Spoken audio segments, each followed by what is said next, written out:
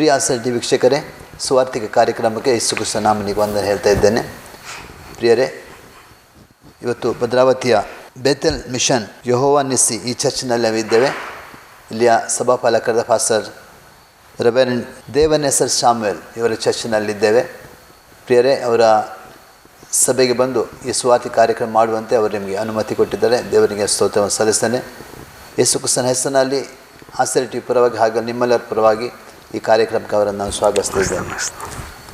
First ನಿಮಗೆ ಯೇಸು ಕ್ರಿಸ್ತನ ನಾಮದಲ್ಲಿ ನಾನು ಸ್ವಾಗತಿಸ್ತಿದ್ದೇನೆ. ಥ್ಯಾಂಕ್ಸ್. ಫಸ್ಟೇ ಇದು ಸುವಾರ್ತಿಕ ಕಾರ್ಯಕ್ರಮವಾಗಿದೆ. ಅಂದರೆ ಅನೇಕ ಸಮಯಗಳಿಂದ ಈ ಕಾರ್ಯಕ್ರಮವನ್ನು ನಮ್ಮ ಆಸರಿ ಟಿವಿಯಲ್ಲಿ ನಾವು ಮಾಡ್ತಾ ಇದ್ದೇವೆ. ಇದು ಮುಖ್ಯವಾಗಿ ಸೇವಕರ ಬಗ್ಗೆ ತಿಳಿದುಕೊಳ್ಳುವಂಥ ಒಂದು ಕಾರ್ಯಕ್ರಮವಾಗಿದೆ.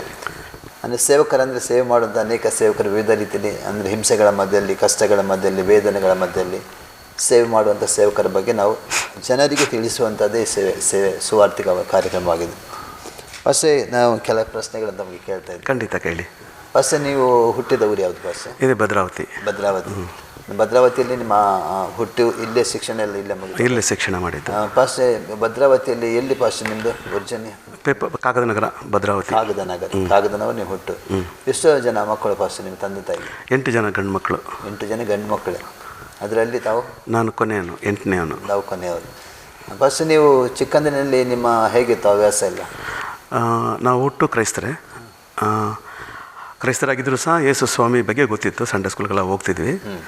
ಆದರೆ ಯೇಸು ಸ್ವಾಮಿ ಅಂತಂದರೆ ಕ್ರೈಸ್ತರ ದೇವರು ಅಂತಕ್ಕಂಥ ವಿಷಯ ಮಾತ್ರ ಗೊತ್ತಿತ್ತು ಅಷ್ಟೇ.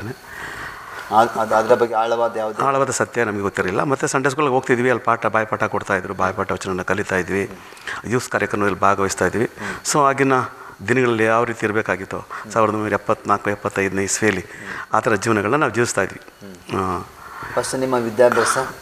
ನಾನು ಫಸ್ಟ್ ಇಯರ್ PUCಗೆ ಹೋಗ್ತಿದ್ದೆ ಅಷ್ಟೇ, 7 ಡೇ ಹೋದೆ ಅಷ್ಟೇ. ಅಷ್ಟು ನನಗೆ ಇಂಟ್ರ್ಯೂ ಬಂತು. MPM ಮೈಸೂರು ಪೇಪರ್ ಫ್ಯಾಕ್ಟ್ರಿಯಲ್ಲಿ ನನಗೆ ಅಪಾಯಿಂಟ್ಮೆಂಟ್ ಆಯಿತು. ಅಲ್ಲಿ ಲ್ಯಾಬಲ್ಲಿ ನಾನು ಕೆಮಿಸ್ಟ್ರಾಗಿ ವರ್ಕ್ ಮಾಡ್ತಾಯಿದ್ದೆ. ಅಂದರೆ ನೀವು PUC ಆದ ತಕ್ಷಣ ನಿಮಗೆ? PUC ಆಗಲಿಲ್ಲ. PUC 7 ಡೇ ಹೋದೆ ಅಷ್ಟೇ, 7 ಡೇಸ್. ಇಂಟ್ರ್ಯೂ ಬಂತು, ಅಪಾಯಿಂಟ್ಮೆಂಟ್ ಆಯಿತು. ಅಂದರೆ ಅಲ್ಲೇ ಡಿಸ್ಕಂಟಿನ್ಯೂ ಆಯ್ತು ವಿದ್ಯಾಭ್ಯಾಸ? ಹೌದೌದು. ನಂತರ ನೀವು ಕಂಟಿನ್ಯೂ ಆಗಿ ಕೆಲಸ ಜಾಬಲ್ಲಿ ಆಗಿದೆ. ಫಸ್ಟ್ ನೀವು ಈ ವಿದ್ಯಾಭ್ಯಾಸ ಜೀವಿತದಲ್ಲಿ ನಿಮ್ಮ ಜೀವಿತ ಹೇಗಿತ್ತು ಫಸ್ಟ್? ನಾನು ಹೆಚ್ಚಿನ ವಿದ್ಯಾಭ್ಯಾಸ ಸಂದರ್ಭಗಳಲ್ಲಿ ನಾನು ಎಜುಕೇಷನ್ಗೆ ಅಷ್ಟೊಂದು ಪ್ರಾಮುಖ್ಯತೆ ಕೊಡ್ತಿರಲಿಲ್ಲ. ಸ್ಪೋರ್ಟ್ಸು, ಒಬ್ಬ ನಾಟಕ ಕಲಾವಿದನಾಗಿ ಈ ರೀತಿಯಲ್ಲಿ ವಿಷಯದಲ್ಲಿ ನಾನು ಹೆಚ್ಚಿಗೆ ಭಾಳ ಪ್ರಾಮುಖ್ಯತೆಯನ್ನು ಕೊಡ್ತಾಯಿದ್ದೆ. ಹೆಚ್ಚಿನ ವಿಷಯದಲ್ಲಿ ವಿದ್ಯಾಭ್ಯಾಸಕ್ಕೆ ಅಷ್ಟೇ ನಾನು ಪ್ರಾಧಾನ್ಯತೆ ಕೊಡ್ತಿರಲಿಲ್ಲ. ಅದರಲ್ಲಿ ನನಗೆ ಎಜುಕೇಷನಲ್ಲಿ ಹಿಸ್ಟ್ರಿ ಅಂದರೆ ತುಂಬ ಇಷ್ಟ. ಅದರ ಚರಿತ್ರಾ ಪುರುಷರು, ನಮ್ಮ ದೇಶಕ್ಕಾಗಿ ಹೋರಾಡಿದಂಥ ಮಹಾಪುರುಷರ ಬಗ್ಗೆ ಚರಿತ್ರಾ ರೂಪದಲ್ಲಿ ಅದನ್ನು ನಾನು ಇಷ್ಟಪಡ್ತಿದ್ದೆ. ಅದು ಎಜುಕೇಷನ್ ರೀತಿಯಲ್ಲಿ ಅಲ್ಲ. ಹವ್ಯಾಸ ಅಂದರೆ ಅವರು ತಿಳ್ಕೋಬೇಕು, ಅವ್ರಂಗೆ ನಾವು ಇರಬೇಕು. ದೇಶಪ್ರೇಮಿ ಥರ ನಾನು, ಒಂಥರ ದೇಶಪ್ರೇಮಿ. ಫಸ್ಟ್ ನಿಮ್ಮ ಇದು ಹೈಸ್ಕೂಲ್ ಜೀವಿತದಲ್ಲಿ ನಿಮ್ಮ ಹೇಗೆ ಚಟುವಟಿಕೆ ಹೇಗಿತ್ತು? ಅಂದರೆ ನಿಮ್ಮ ಯಾವುದಾದ್ರೂ ದಾರಿ ತಪ್ಪಿ ನಡೆದಂಥ ಯಾವುದಾದ್ರು ಸಂದರ್ಭ? ದಾರಿ ತಪ್ಪಿ ನಡೆಯೋಕ್ಕೆ ಕಾರಣ ಏನಂದರೆ, ನನಗೆ 7 ಜನ ಅಣ್ಣಂದಿರು. ಅವ್ರು ಫುಲ್ ಸೆಕ್ಯೂರಿಟಿ ಅಂತಂದರೆ ನನ್ನ ತುಂಬ ಪ್ರೀತಿ ಮಾಡೋರು. ನಾನೇ ಅಲ್ಲ, ಕೊನೆಯ ನನ್ನ ಮಗ. ನನ್ನ ತಂದೆ ತಾಯಿ ಪ್ರೀತಿ ತುಂಬ ನನಗೆ, ಅಣ್ಣಂದಿರ ಪ್ರೀತಿ ತುಂಬ ನನಗೆ. ಅದ್ರ ಜೊತೆಗೆ ಆ ಪ್ರೀತಿಯ ಜೊತೆಗೆ ನನಗೆ ಹೆದರಿಕೆ ಬೇರಿತ್ತು. ಅಣ್ಣಂದಿರು 8 ಜನ ಇದ್ದಾರೆ, ಒಬ್ರಿಗೆಲ್ಲ ಅವ್ರ ವಿಷಯ ಗೊತ್ತಾಗ್ಬಿಡುತ್ತೆ, ತಪ್ಪು ಮಾಡ್ತೀವಿ ಹಾಕೊಂಡ್ಬಿಡ್ತೀನಿ, ಅವ್ರು ನಮ್ಗೆ ಹೊಡೆದು ಬಿಡ್ತಾರೆ ಅಂತಕ್ಕಂಥ ಒಂದು ಭಯ ಇತ್ತು. ಅದರಿಂದ ಈ ತಪ್ಪು ದಾರಿ ಅಂತಕ್ಕಂಥದ್ದು ಆರಂಭ ದಿನಗಳಿಂದ ಇಷ್ಟಿರಲಿಲ್ಲ ನನಗೆ. ಒಟ್ಟಿನಲ್ಲಿ ಓದೋಕ್ಕೆ ಇಂಟ್ರೆಸ್ಟ್ ಇರಲಿಲ್ಲ. ಸ್ಪೋರ್ಟ್ಸಲ್ಲಿದ್ದೆ. ಈ ರೀತಿ ಹವ್ಯಾಸದಲ್ಲಿ ನಾನಿದ್ದೆ. ಆಮೇಲೆ ಆರ್ಕೆಸ್ಟ್ರಾದಲ್ಲಿ ಹಾಡು ಹೇಳ್ತಿದ್ದೆ, ಆಮೇಲೆ ಗಿಟಾರ್ ಬಾರಿಸ್ತಿದ್ದೆ, ಡ್ರಮ್ಸ್ ಎಲ್ಲ ಬಾರಿಸ್ತಿದ್ದೆ. ಈ ರೀತಿ ಹವ್ಯಾಸಗಳು ಆಗಿನ ದಿನಗಳಲ್ಲಿ ಇತ್ತು ನನಗೆ. ಫಸ್ಟ್ ನೀವು ಈಗ ಕೆಲಸಕ್ಕೆ ಜಾಯ್ನ್ ಆದ್ರಿ. ಕೆಲಸಕ್ಕೆ ಜಾಯ್ನ್ ಆಗುವಾಗ ನೀವು ಎಷ್ಟು ವರ್ಷ ಕೆಲಸ ಮಾಡಿದ್ರಿ ಫಸ್ಟ್? 2015 ತನಕ ಕೆಲಸ ಮಾಡಿದೆ. 2015. ಇದರ ಮಧ್ಯದಲ್ಲಿ ನಿಮಗೆ ಸತ್ಯ ಯಾವಾಗ ಗೊತ್ತಾಯಿತು? ನನಗೆ 77ನೇ ಇಸ್ವಿಯಲ್ಲಿ, 1977ನೇ ಇಸ್ವಿಯಲ್ಲಿ ನನಗೆ ಸತ್ಯ ಗೊತ್ತಾಗಿದ್ದು. ಹೇಗೆ ಫಸ್ಟ್ ನೀವು ಸತ್ಯನ ಕಂಡುಕೊಂಡ್ರಿ? ನನಗಿಂತ ದೊಡ್ಡವರು ಅಣ್ಣ ಚಕ್ರವರ್ತಿ ಅಂತ ಬಿಟ್ಟು, ಅವ್ರು ಭದ್ರಾವತಿ ಪಾಸ್ಟ್ ಆಗಿದ್ದರು. ಅಂದರೆ ಅವ್ರು ರಕ್ಷಣೆ ಹೊಂದಿದ್ರಷ್ಟು ಪಾಸ್ಟ್ ಆಗಿರಲಿಲ್ಲ ಆ ದಿನಗಳಲ್ಲಿ. ಅವರು ಮೀಟಿಂಗ್ಸ್ಗೆಲ್ಲ ನಾನು ಕರ್ಕೊಂಡು ಹೋಗೋರು. ನನಗೆ ಅಂದರೆ ಗಿಟಾರ್ ಬಾರ್ಸೋಕ್ಕೆ, ಕಾಂಗೋ ಬಾರ್ಸೋಕ್ಕೆ ಕರ್ಕೊಂಡು ಹೋಗಿ. ಅವರೊಬ್ಬರೇ ಫಸ್ಟು ನನಗೆ ಕುಟುಂಬದ ರಕ್ಷಣೆ ಹೊಂದಿದ್ದು. ನಮ್ಮ ತಂದೆ ತಾಯಿ, ನಮ್ಮ ಅಣ್ಣಂದಿರು ಯಾರೂ ಸಹ ರಕ್ಷಣೆ ಹೊಂದಿರಲಿಲ್ಲ. ಅವಾಗ ನಾನು ಕರ್ಕೊಂಡು ಹೋಗ್ತಿದ್ರು. ನಾನು ಹೋಗ್ತಿದ್ದೆ ಸುವಾರ್ತೆ ವರ್ಷಿಪ್ ಮಾಡೋ ತನಕ ಮ್ಯೂಸಿಕ್ ಬರ್ತಿದ್ದೆ. ವರ್ಷ ಮುಗಿದ ತಕ್ಷಣ ಬಂದುಬಿಡ್ತಿದ್ದೆ. ಅಲ್ಲಿ ಸುವಾರ್ತೆ ಕೇಳೋಕ್ಕೆ ನನಗೆ ಅಷ್ಟು ಇಷ್ಟ ಇರಲಿಲ್ಲ. ಆಮೇಲೆ ಒಂದಿನ ಒಬ್ಬ ದೇವ್ರ ಸೇವಕರು ನಾನು ಭೇಟಿ ಮಾಡಿದಾಗ ಅವರು ಒಂದೇ ಒಂದು ಪ್ರಶ್ನೆ ಮಾಡಿದ್ರು ಅಷ್ಟೇ. ತುಂಬ ದೊಡ್ಡ ದೊಡ್ಡ ಕೂಟಗಳಿಗೆಲ್ಲ ನಾನು ಹೋಗಿದ್ದೀನಿ, ಆದರೆ ಆ ಕೂಟಗಳ ಮೂಲಕ ನಾನು ರಕ್ಷಣೆ ಹೊಂದಲಿಲ್ಲ. ಒಬ್ಬರು ಸೇವಕರು ಇಂಡಿವಿಜುವಲಾಗಿ ಒಂದು ಪ್ರಶ್ನೆ ಮಾಡಿದ್ರು. ಒಂದು ಸಮಯ ಇವತ್ತು ನೀವು ಸತ್ತರ ಪರಲೋಕ ರಾಜ್ಯಕ್ಕೆ ಹೋಗ್ತೀಯಾ ಅಂತಕ್ಕಂಥ ಒಂದೇ ಪ್ರಶ್ನೆ. ನಾನು ಕೇಳಿದೆ, ಇದೇನು ಪ್ರಶ್ನೆ ಇದು ಅಂತ ಕೇಳಿದೆ. ಆಮೇಲೆ ಪ್ರಸಂಗಿದಲ್ಲಿ ಹೇಳಿದ್ರು, ಯವನ 12ನೇ ಅಧ್ಯಾಯದಲ್ಲಿ ಬರೋ ರೀತಿಯಲ್ಲಿ ಕೆಲವು ಪ್ರಶ್ನೆಗಳನ್ನ ಕೇಳಿದ್ರು. ಅನೇಕ ಪ್ರಶ್ನೆಗಳನ್ನ ಕೇಳಿದ್ದಾರೆ ನನಗೆ. ಅದು ಯಾವುದೂ ನನಗೆ ಎಫೆಕ್ಟ್ ಮಾಡಿಲ್ಲ. ಇವತ್ತು ನೀವು ಸಾಯುವುದಾದರೆ ನಿನ್ನ ನಿತ್ಯತ್ವ ಎಲ್ಲಿ ಅಂತಕ್ಕಂಥ ಪ್ರಶ್ನೆ ಅದೇ ಒಂದೇ. ನಾನು ತಕ್ಷಣ ಮನೆಗೆ ಬಂದೆ. ರಾತ್ರಿ 10 ಗಂಟೆ 11 ಗಂಟೆ ಆಯಿತು, ನಿದ್ರೆ ಬರಲಿಲ್ಲ. ನಾನು ಯಾವಾಗಲೂ ನಮ್ಮ ತಾಯಿ ಜೊತೆ ಮನ್ಗೋದು ಜಾಸ್ತಿ. ನಾನು ಒಂದು ಚಿಕ್ಕ ಮಗು ಥರನೇ ಇರ್ತಿದ್ದೆ. ನಾನು ಅಪಾಯಿಂಟ್ಮೆಂಟಲ್ಲಿ ಇದ್ದರೂ ಸಹ ಹೆಚ್ಚು ಕಡಿಮೆ 85ನೇ ಇಸ್ವಿ ತನಕ ಸಹ ನಮ್ಮ ತಾಯಿ ಜೊತೆಲೇ ಮನ್ಗೋದು ನಾನು. ಅಷ್ಟು ನನ್ನ ತಾಯಿ ನನಗೂ ಅಟ್ಯಾಚ್ಮೆಂಟ್ ಇತ್ತು. ಆವಾಗ ಇದ್ದಕ್ಕಿದ್ದಂಗೆ ರಾತ್ರಿ 11 ಗಂಟೆ 12 ಗಂಟೆ ರಾತ್ರಿಯಲ್ಲಿ ಇದ್ದಕ್ಕಿದ್ದಂಗೆ ನಾನು ಅಳಕ್ಕೆ ಸ್ಟಾರ್ಟ್ ಮಾಡಿದೆ. ನಮ್ಮ ತಾಯಿ ಏನಪ್ಪ ಅಂದರು. ನನಗೆ ಯಾಕೆ ಹೆದರಿಕೆ ಆಗ್ತಾಯಿದೆ, ನನಗೆ ಯಾಕೆ ಹೆದರಿಕೆ ಆಗ್ತಿದೆ, ಯಾಕೆ ಇವತ್ತೊಂದು ಪ್ರಶ್ನೆ ಮಾಡಿದ್ರು, ನೀ ಸತ್ತರೆ ಎಲ್ಲಿ ಹೋಗ್ತೀಯ ಎಂಬುದಾಗಿ. ನಾನು ಎಲ್ಲಿ ಹೋಗ್ತೀನಿ ಅಂತ. ನಮ್ಮ ತಾಯಿಗೂ ಕ್ರಿಶ್ಚಿಯನ್ನೇ ಆದರೂ ಸಹ ಅವ್ರಿಗೆ ರಕ್ಷಣೆ ಬಗ್ಗೆ ಅವ್ರಿಗೆ ಗೊತ್ತಿಲ್ಲ. ತಕ್ಷಣ ಅಣ್ಣ ಮನಗಿದ್ದಾನೆ, ಅಣ್ಣನ ಹೋಗಿ ಬರ್ಸಿ ಕೇಳು ಅಂತ ಹೇಳಿದ್ರು. ನಮ್ಮಣ್ಣ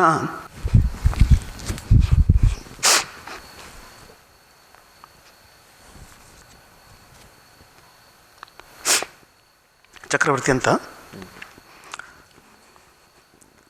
ಅವ್ರು ಯಾವಾಗಲೂ ಪ್ರಾರ್ಥನೆ ಮಾಡೋರು.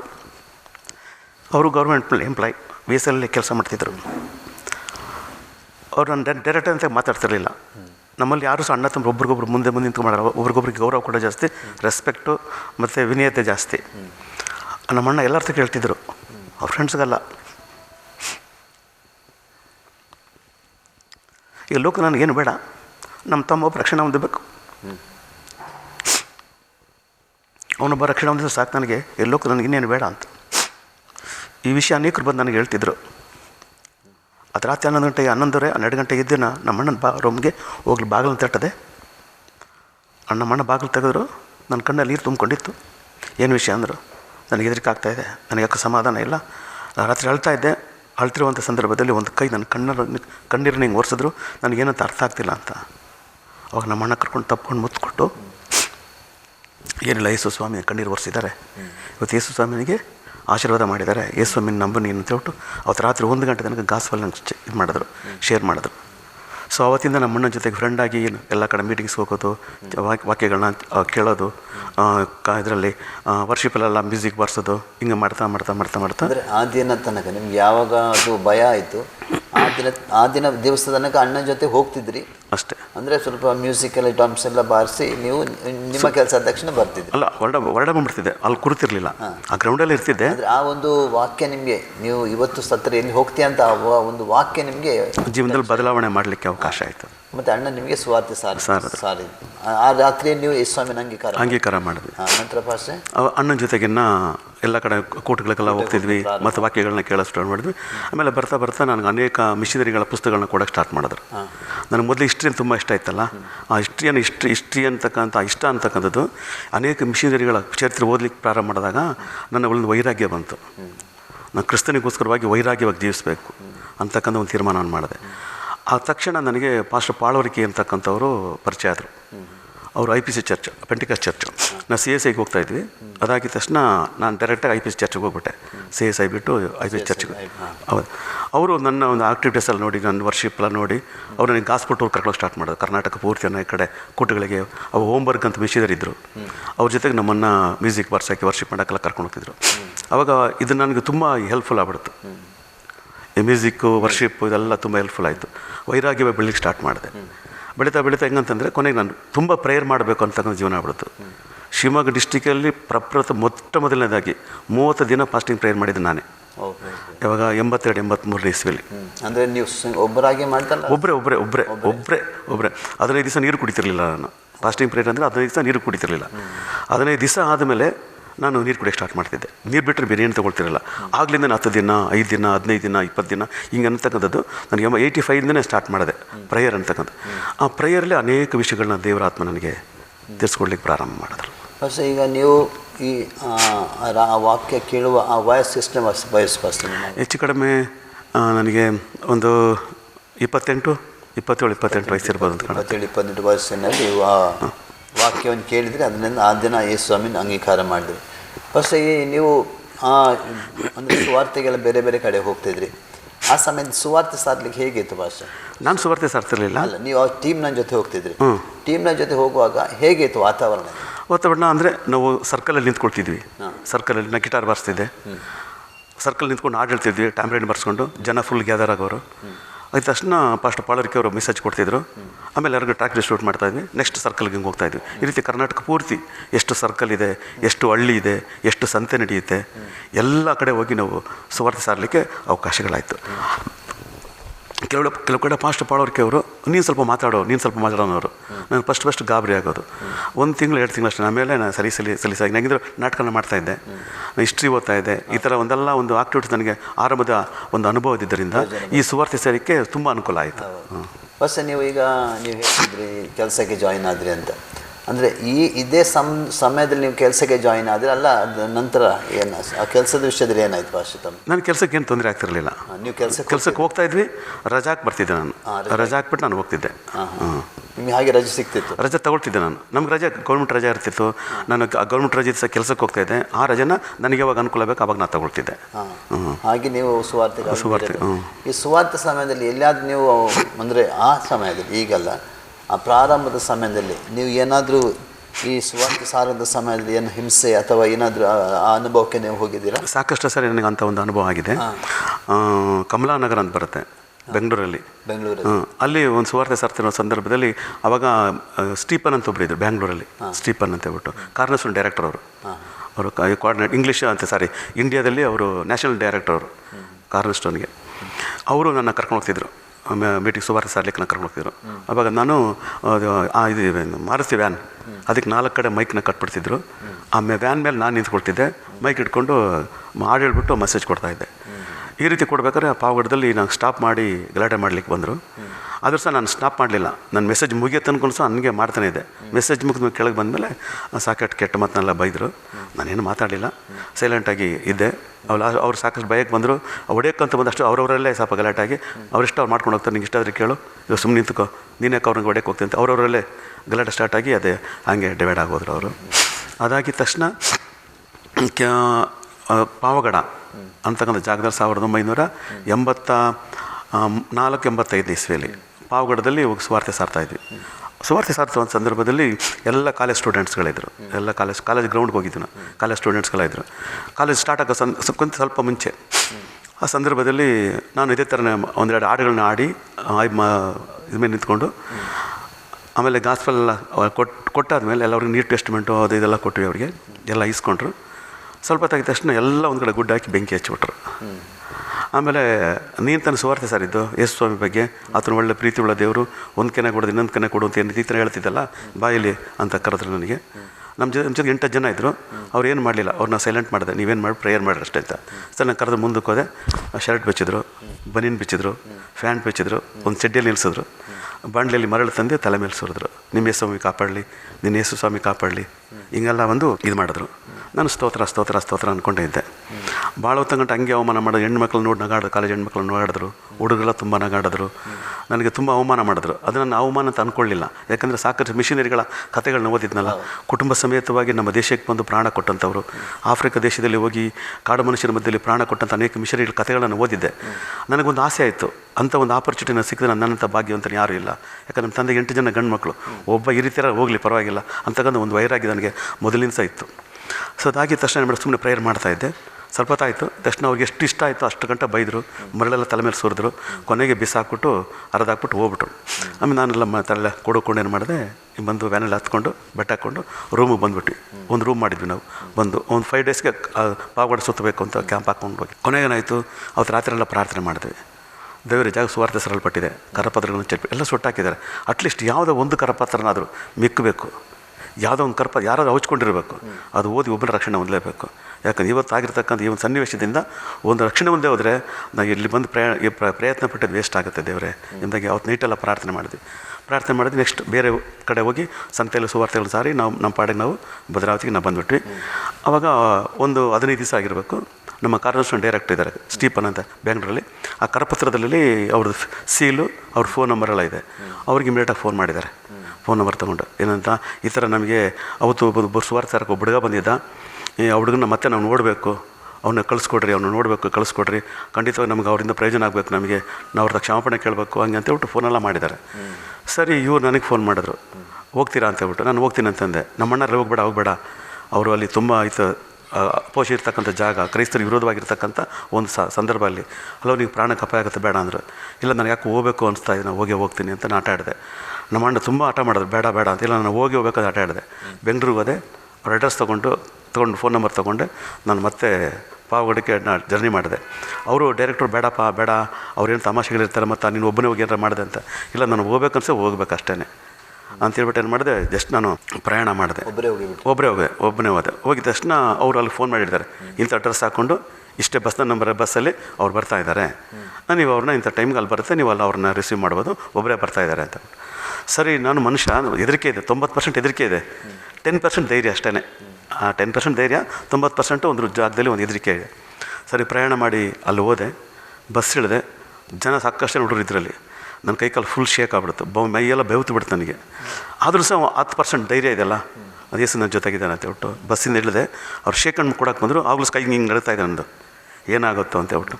ಆದರೂ ಸಹ 10% ಧೈರ್ಯ. ಹೋದೆ, ಕರ್ಕೊಂಡೋದ್ರು.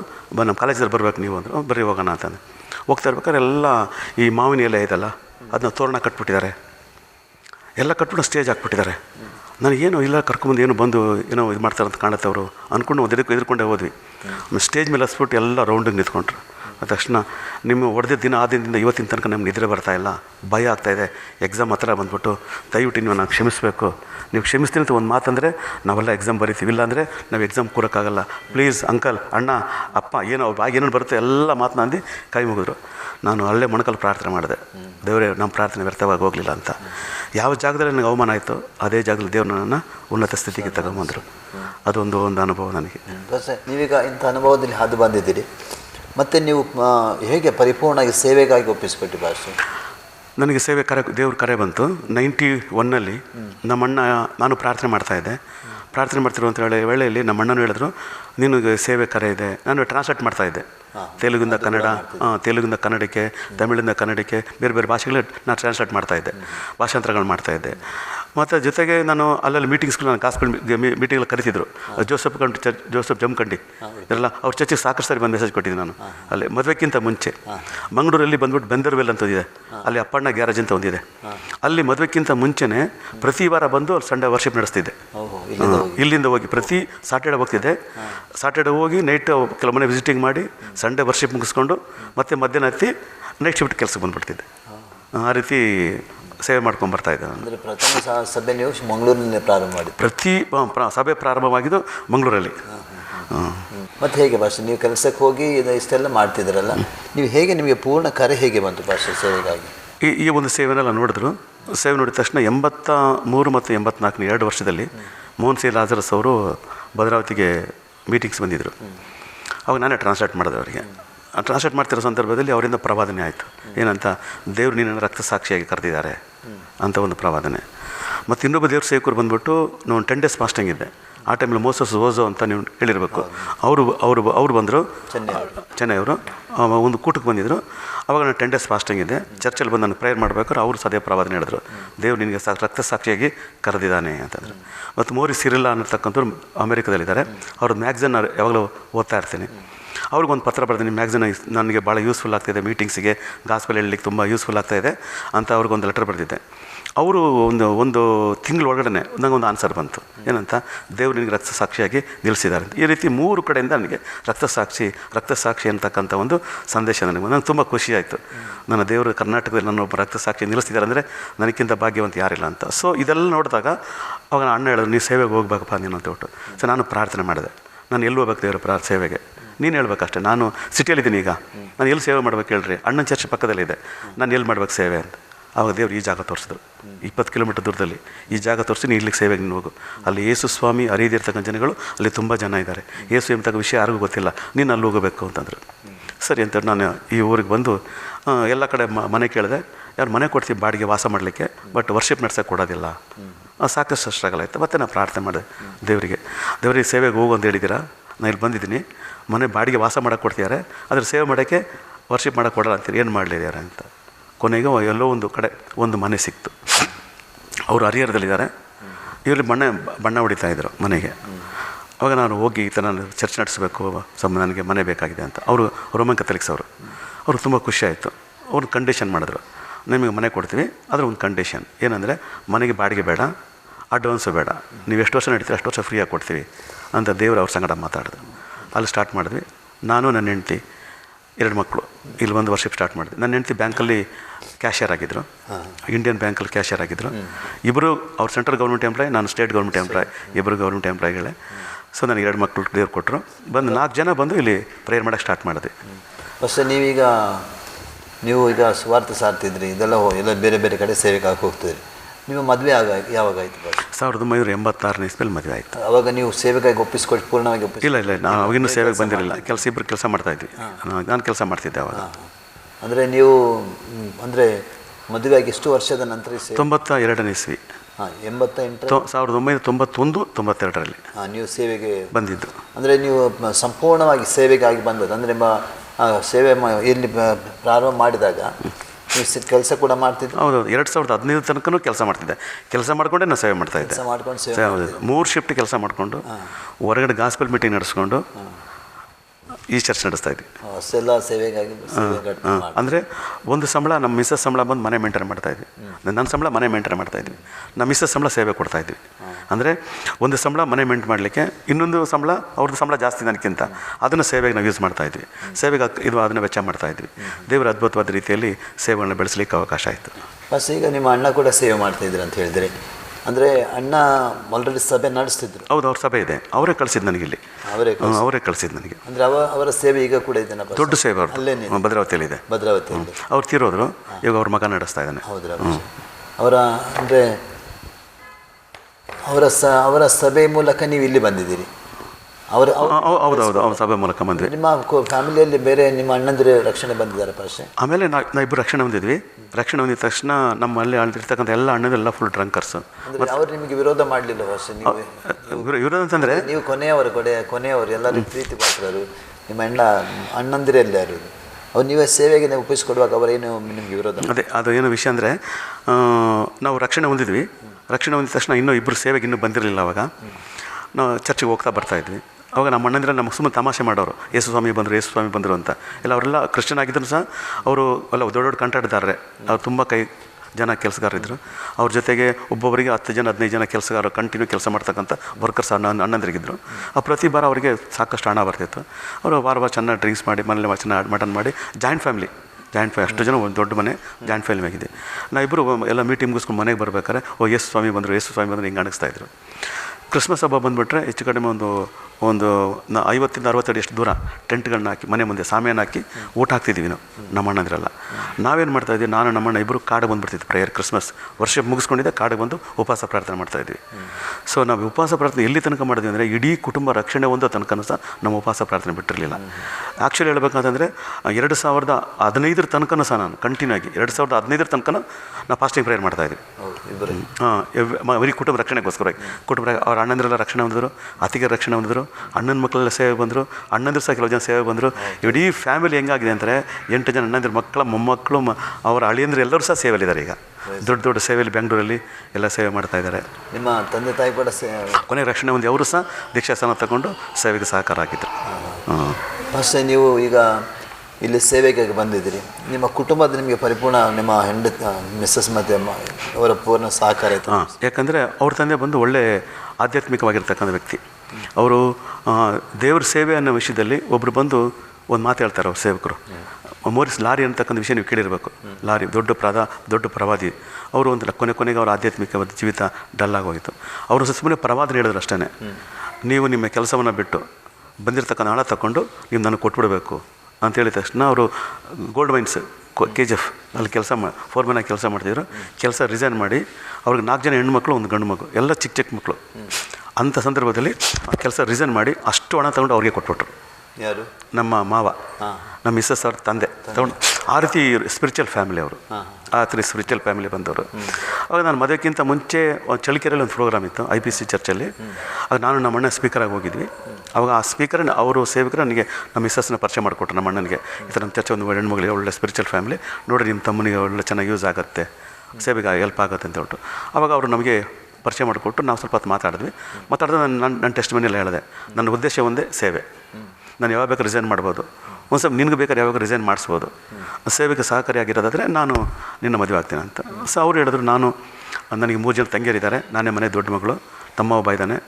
ನಮ್ಮ ತಂದೆ ತೀರೋಗ್ಬಿಟ್ಟಿದ್ದಾರೆ, ನಮ್ಮ ತಂದೆ ಇಲ್ಲ ಈಗ. ಇಡೀ ಫ್ಯಾಮಿಲಿ ಜವಾಬ್ದಾರಿ ನನ್ನ ಮೇಲಿದೆ. ಅವರೆಲ್ಲ ಒಂದು ಹಂತಕ್ಕೆ ಬರೋ ತನಕ ನಾನು ಆ ಫ್ಯಾಮಿಲಿ ಮೇಂಟೈನ್ ಮಾಡಲೇಬೇಕಾಗತ್ತೆ. ಸೊ ಇದಕ್ಕೆ ಸಹಕಾರ ಮಾಡಿದ್ರೆ ನಂದೇನು ಅಭ್ಯಂತರ ಇಲ್ಲ ಅಂದರು. ಸೊ ನಾನು ಅವ್ರ ಮಾತಿಗೆ ಒಪ್ಕೊಂಡೆ. ನಿಮ್ಮ ತಂಗಿಯರು ಎಲ್ಲ ಮದುವೆಗೆ ಒಂದು ಸ್ಟೇಜ್ ಬರೋ ತನಕ ಸಹ ನನಗೆ ಚಿಂತೆ ಮಾಡಲ್ಲ. ಯಾಕಂದ್ರೆ ನನಗೇನು ನಮ್ಮ ತಮ್ಮಂದ್ರೆ ಯಾರಿಲ್ಲ, ತಂಗಿಯರು ಯಾರಿಲ್ಲ, ಹಣ ಕೊಡಬೇಕು ಅಂತ ನಮ್ಮ ಅಪ್ಪ ಅಮ್ಮನ ಯಾರೂ ಕೇಳೋದಿಲ್ಲ. ಇವಾಗ ಸಾಕು ಮೇಂಟೈನ್ ಮಾಡೋಣ ಅಂತಬಿಟ್ಟು ಸೊ ಇಬ್ಬರು ಒಪ್ಪಂದ ಮಾಡ್ಕೊಂಡ್ವಿ. ಅದರಿಂದ ಇಲ್ಲಿ ತನಕ ಸಹ ಸೇವೆ ವಿಷಯದಲ್ಲಿ ಅವರೇನು ಅಡ್ಡಿಗಿಡ್ಡಿ ಏನು ಮಾಡಲ್ಲ, ಅದು ತೊಂದರೆನೇ ತೊಗೊಳ್ಳಲ್ಲ. ನಾನು ಹೇಳಿದ್ನಲ್ಲ, ನಾವು 92ನೇ ಇಸ್ವಿಗೆ ಇಲ್ಲಿ ಸೇವೆಗಂತ ಆರ್ಡಿನೇಷನ್ ಆಗಿದ್ದು.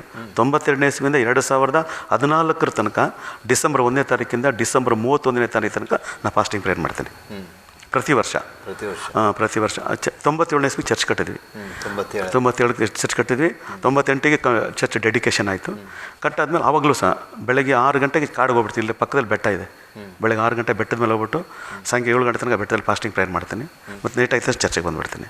ಮತ್ತು ನೈಟಲ್ಲಿ ಇರ್ತೀನಿ. 1 ತಿಂಗಳು ಮನೆಗೆ ಹೋಗಲ್ಲ ನಾನು, ಒಬ್ಬರೇ 1 ತಿಂಗಳು ನಮ್ಮ ಮನೆಗೆ ಹೋಗಲ್ಲ ನಾನು, ಚರ್ಚಲ್ಲಿ ಇರ್ತೀನಿ. ಅವತ್ತಿಂದ ಇವತ್ತಿನ ತನಕ 1 ತಿಂಗಳು ಮನೆ ಬಿಟ್ಟು ಬಂದರೂ ಸಹ ನಮ್ಮ ಮಿಸ್ಸಸ್ ಅಬ್ಜೆಕ್ಷನ್ ಮಾಡ್ತಿರಲಿಲ್ಲ. ಅವರು ತುಂಬ ಕೋಪ್ರೇಟ್ ಕೊಡ್ತಾಯಿದ್ರು. ಅಷ್ಟೇ ನೀವು ಈಗ ಪೂರ್ಣ ಸೇವೆಗಾಗಿ ಒಪ್ಪಿಸ್ಕೊಡುವಾಗ ಆ ಸಮಯದಲ್ಲಿ ನಿಮ್ಗೆ ಅಂದರೆ ಪರಿಪೂರ್ಣ ಸೇವೆಗೆ ಬರಬೇಕಾದ್ರೆ ದೇವರು ಒಂದು ಸಹ ಮಾತಾಡಬೇಕು ಅಥವಾ ಯಾರ್ದು ಬಲವಾದ ಪ್ರವಾದ ನಮಗೆ ಬರಬೇಕು. ನಿಮಗೆ ಹೇಗೆ ಪರಿಪೂರ್ಣ ಸೇವೆಗೆ ಬರಬೇಕು? ಹೇಗೆ ನಮ್ಮಣ್ಣನ ಮುಖಾಂತರ ದೇವ್ರು ಮಾತಾಡಿದ್ರು. ಅಣ್ಣನ ಮುಖಾಂತರ ದೇವ್ರು ಮಾತಾಡೋದು, ನೀನು ಸೇವೆಗೆ ಹೋಗು, ಸೇವೆ ಕರೆ ನಿನಗಿದೆ, ಆ ಎಲ್ಲ ಗುಣಲಕ್ಷಣ ನಿನಗಿದೆ, ಸೇವೆ ದೇವ್ರು ನಿನ್ನ ಮೂಲಕವಾಗಿ ಅನೇಕ ಆತ್ಮಗಳಿಗೆ ಪ್ರಯೋಜನವಾಗುತ್ತೆ ಅಂತ ದೇವರು ಅಣ್ಣನ ಮುಖಾಂತರ ಮಾತಾಡಿದ್ರು. ಫಸ್ಟ್ ನೀವು 2015ರಿಂದ ಕೆಲಸ ಮಾಡಿ ಸೇವೆ ಮಾಡ್ತಾರೆ ಅಂತ ಹೇಳ್ತಿದ್ರಿ. ಅದರ ನಂತರ ಏನಾಯಿತು? ಫಸ್ಟ್ 2015 ಮೇಲೆ ಕೆಲಸ ಬಿಟ್ವಿ, ಕೆಲಸ ಮುಗೀತು. ಮತ್ತು ಕಂಟಿನ್ಯೂ ಹೆಚ್ಚಿಗೆ ಇಲ್ಲಿ ಸೇವೆಯಲ್ಲಿ ತೊಡಗಲಿಕ್ಕೆ ಇಲ್ಲ, ನನ್ನ ಸರ್ವಿಸೇ ಮುಗೀತು. ಈಗ ನನಗೆ 63 ವರ್ಷ. ಈಗ 63 ವರ್ಷ.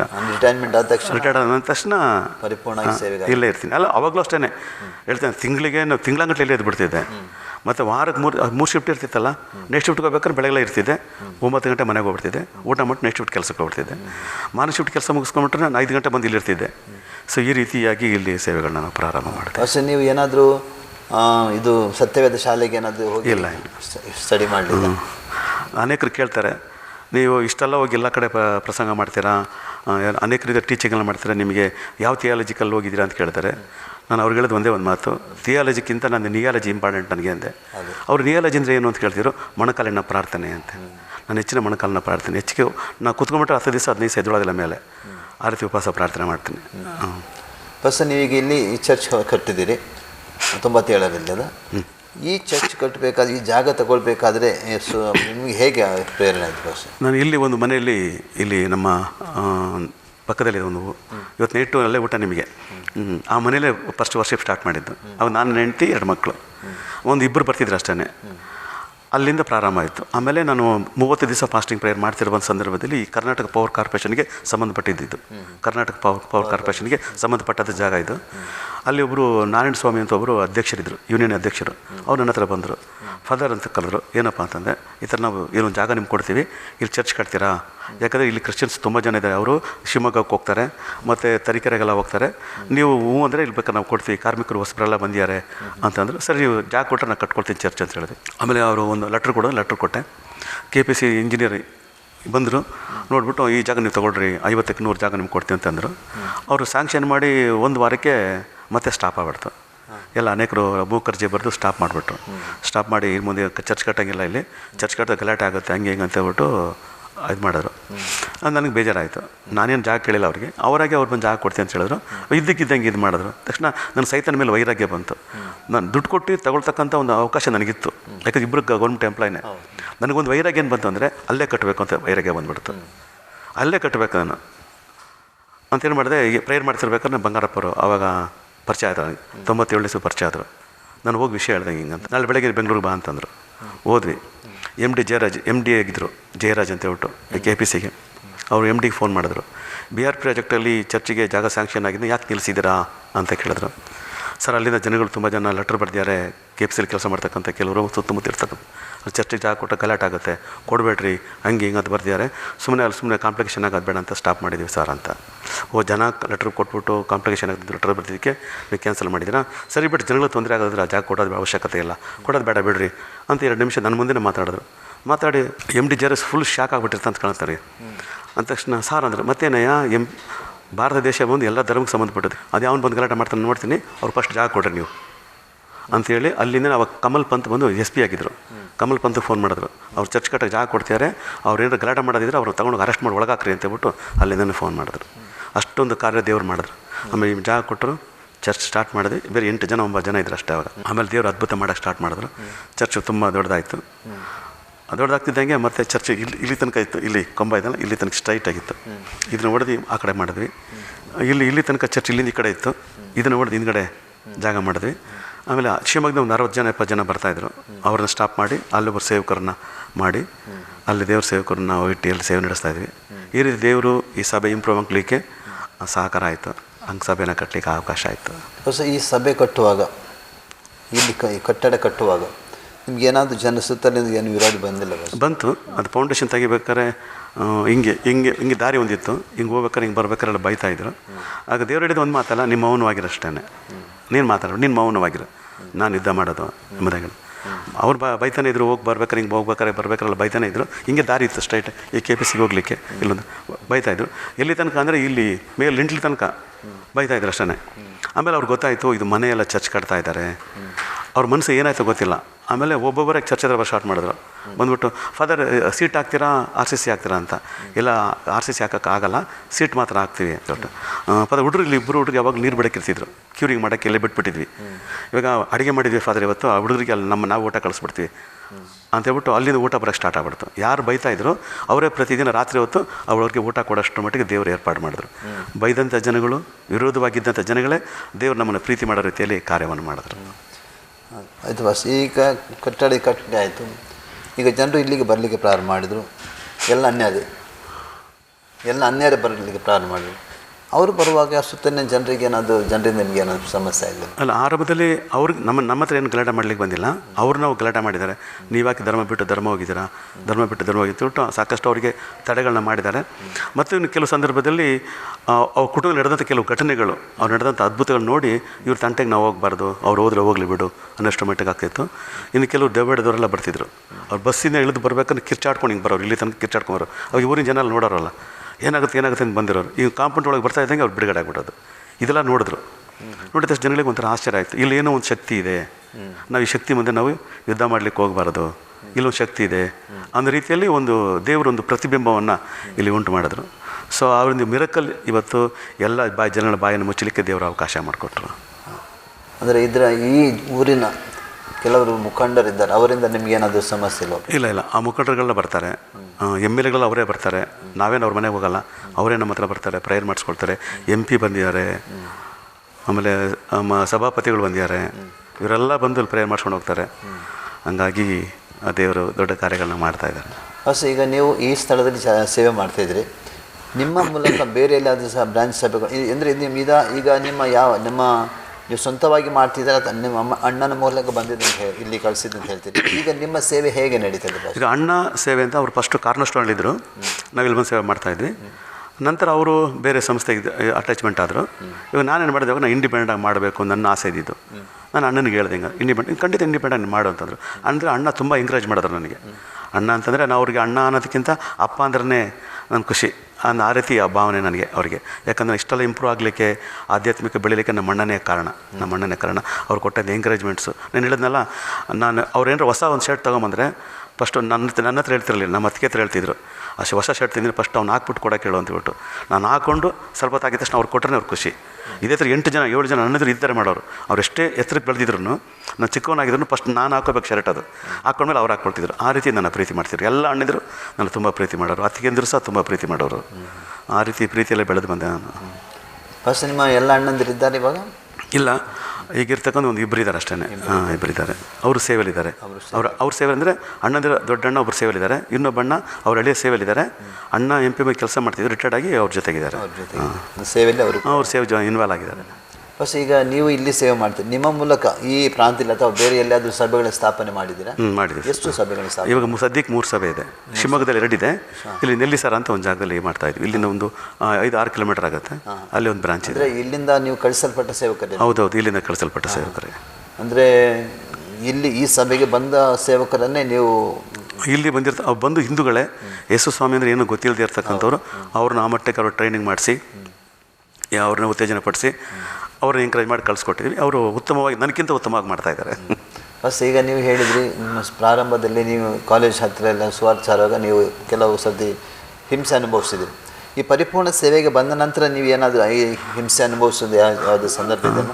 ಯಾಕಂದರೆ ಕೆಲವು ವರ್ಷಗಳ ಹಿಂದೆ ಅಂದರೆ ಕರ್ನಾಟಕದ ಬೇರೆ ಬೇರೆ ಪ್ರಾಂತ್ಯಗಳಲ್ಲಿ ಅಂದರೆ ಒಂದು ಕ್ರಿಸ್ತ ವಿರೋಧಿಗಳು ಹಿಂಸೆಯನ್ನು ಎಬ್ಬಿಸಿ ಅನೇಕ ಸೇವಕರನ್ನು ಹೊಡೆದರು, ಅನೇಕ ಸಭೆಯನ್ನು ಬೇರೆ ಬೇರೆ ರೀತಿಯವ ಏನು ಮಾಡಿದ್ರು, ನಾಶ ಮಾಡಲಿಕ್ಕೆ ನೋಡಿದ್ರು. ಅಂಥ ಯಾವುದ್ರ ಸಂದರ್ಭ ಈ ಸಭೆಗೆ ನಿಮಗೆ ಬಂದಿದೆ? ನಮ್ಮ ಸಭೆಗೆ ಅಂಥ ಸನ್ನಿವೇಶ ಬಂದಿಲ್ಲ. ಒಂದು ಸಾರಿ ಹಾಸನದಲ್ಲಿ ಒಂದು ಪಾಸ್ಟರ್ ಸುರೇಶ್ ಮೀಟಿಂಗ್ ನಡೀತಿತ್ತು. ಒಂದು ಹೆಚ್ಚು ಕಡಿಮೆ 4-5 ವರ್ಷದಿಂದ ಅಂತ ಕಾಣುತ್ತೆ, ಹೆಚ್ಚು ಕಡಿಮೆ ನನ್ನ ಜ್ಞಾಪಕ ಇದ್ದಂಗೆ. ಆವಾಗ ಅಲ್ಲಿ ಪಾಸ್ಟರ್ ಸುರೇಶ್ ಓಪನ್ ಮಾಡಿದ ಹಾಸನದಲ್ಲಿ. ಆ ಟೈಮಲ್ಲಿ ನನಗೆ ಚೀಫ್ ಗೆಸ್ಟಾಗಿ ಕರೆಸಿದ್ರು. ಆವತ್ತಿನ ದಿವಸ HD ರೇವಣ್ಣ ದೇವಗೌಡ್ರ ಮಗ, ಅವರು ಸಹ ಚೀಫ್ ಗೆಸ್ಟು. ಡೇವಿಡ್ ಸಿಮಿನ್ ಅಂತಿದ್ರು, ಅವರು 3 ಜನ, ನಾವು 3 ಜನ ಚೀಫ್ ಗೆಸ್ಟಾಗಿ ಅವತ್ತು ಹೋಗಿದ್ವಿ. ಆವಾಗ ಒಂದು ಹೆಚ್ಚು ಕಡಿಮೆ 1-2 ಸಾವಿರ ಜನ ಸೇರಿದ್ರು ಆ ಜಾಗದಲ್ಲಿ. ಮೀಟಿಂಗ್ ನಡೀತಾ ಇತ್ತು. ಮೀಟಿಂಗ್ ನಡೀದ ತಕ್ಷಣ ನಾವು ಮೆಸೇಜ್ ಎಲ್ಲ ಕೊಟ್ಟು ಅವ್ರದ್ದು ನನ್ನ ಮೆಸೇಜ್ ಇತ್ತು, ಅವ್ರದ್ದೆಲ್ಲ ಭಾಷಣ ಇತ್ತು. ಎಲ್ಲ ಮುಗಿದ ಮೇಲೆ ಪಾಸ್ಟರ್ಸ್ ಫೆಲೋಶಿಪ್ ಅಲ್ವಾ ಕೂಟ ನಡೆಸಿದ್ದು. ಇವಾಗ ಅವ್ರೇನು ಮಾಡಿದ್ರು, ಫಸ್ಟ್ ಇವತ್ತು ನೈಟ್ ಇಲ್ಲೇ ಉಳ್ಕೊಂಡು, ಶನಿವಾರ ಅವತ್ತು ಫಸ್ಟ್ ಇವತ್ತು ನೀವು ಉಳ್ಕೊಳ್ರಿ ಅಂತ 3-4 ಚರ್ಚೆ ನನಗೆ ಬುಕ್ ಮಾಡ್ಕೊಂಬಿಟ್ರು. ಬೆಳಗ್ಗೆ ನೀವು 10 ಗಂಟೆದು ಇಲ್ಲಿ, ಇಷ್ಟು ಗಂಟೆದು ಇಷ್ಟು ಗಂಟೆದು ಇಟ್ಟು ಒಂದು 1 ಅವರ್ ಗ್ಯಾಪಲ್ಲಿ ಒಂದು 4-5 ಚರ್ಚೆಲ್ಲಿ ಬುಕ್ ಮಾಡ್ಕೊಂಬಿಟ್ರು. ಸರಿ ಅಂತ ನಾನು ಗೆಸ್ಟ್ ಹೌಸಲ್ಲಿ ಉಳ್ಕೊಂಡೆ.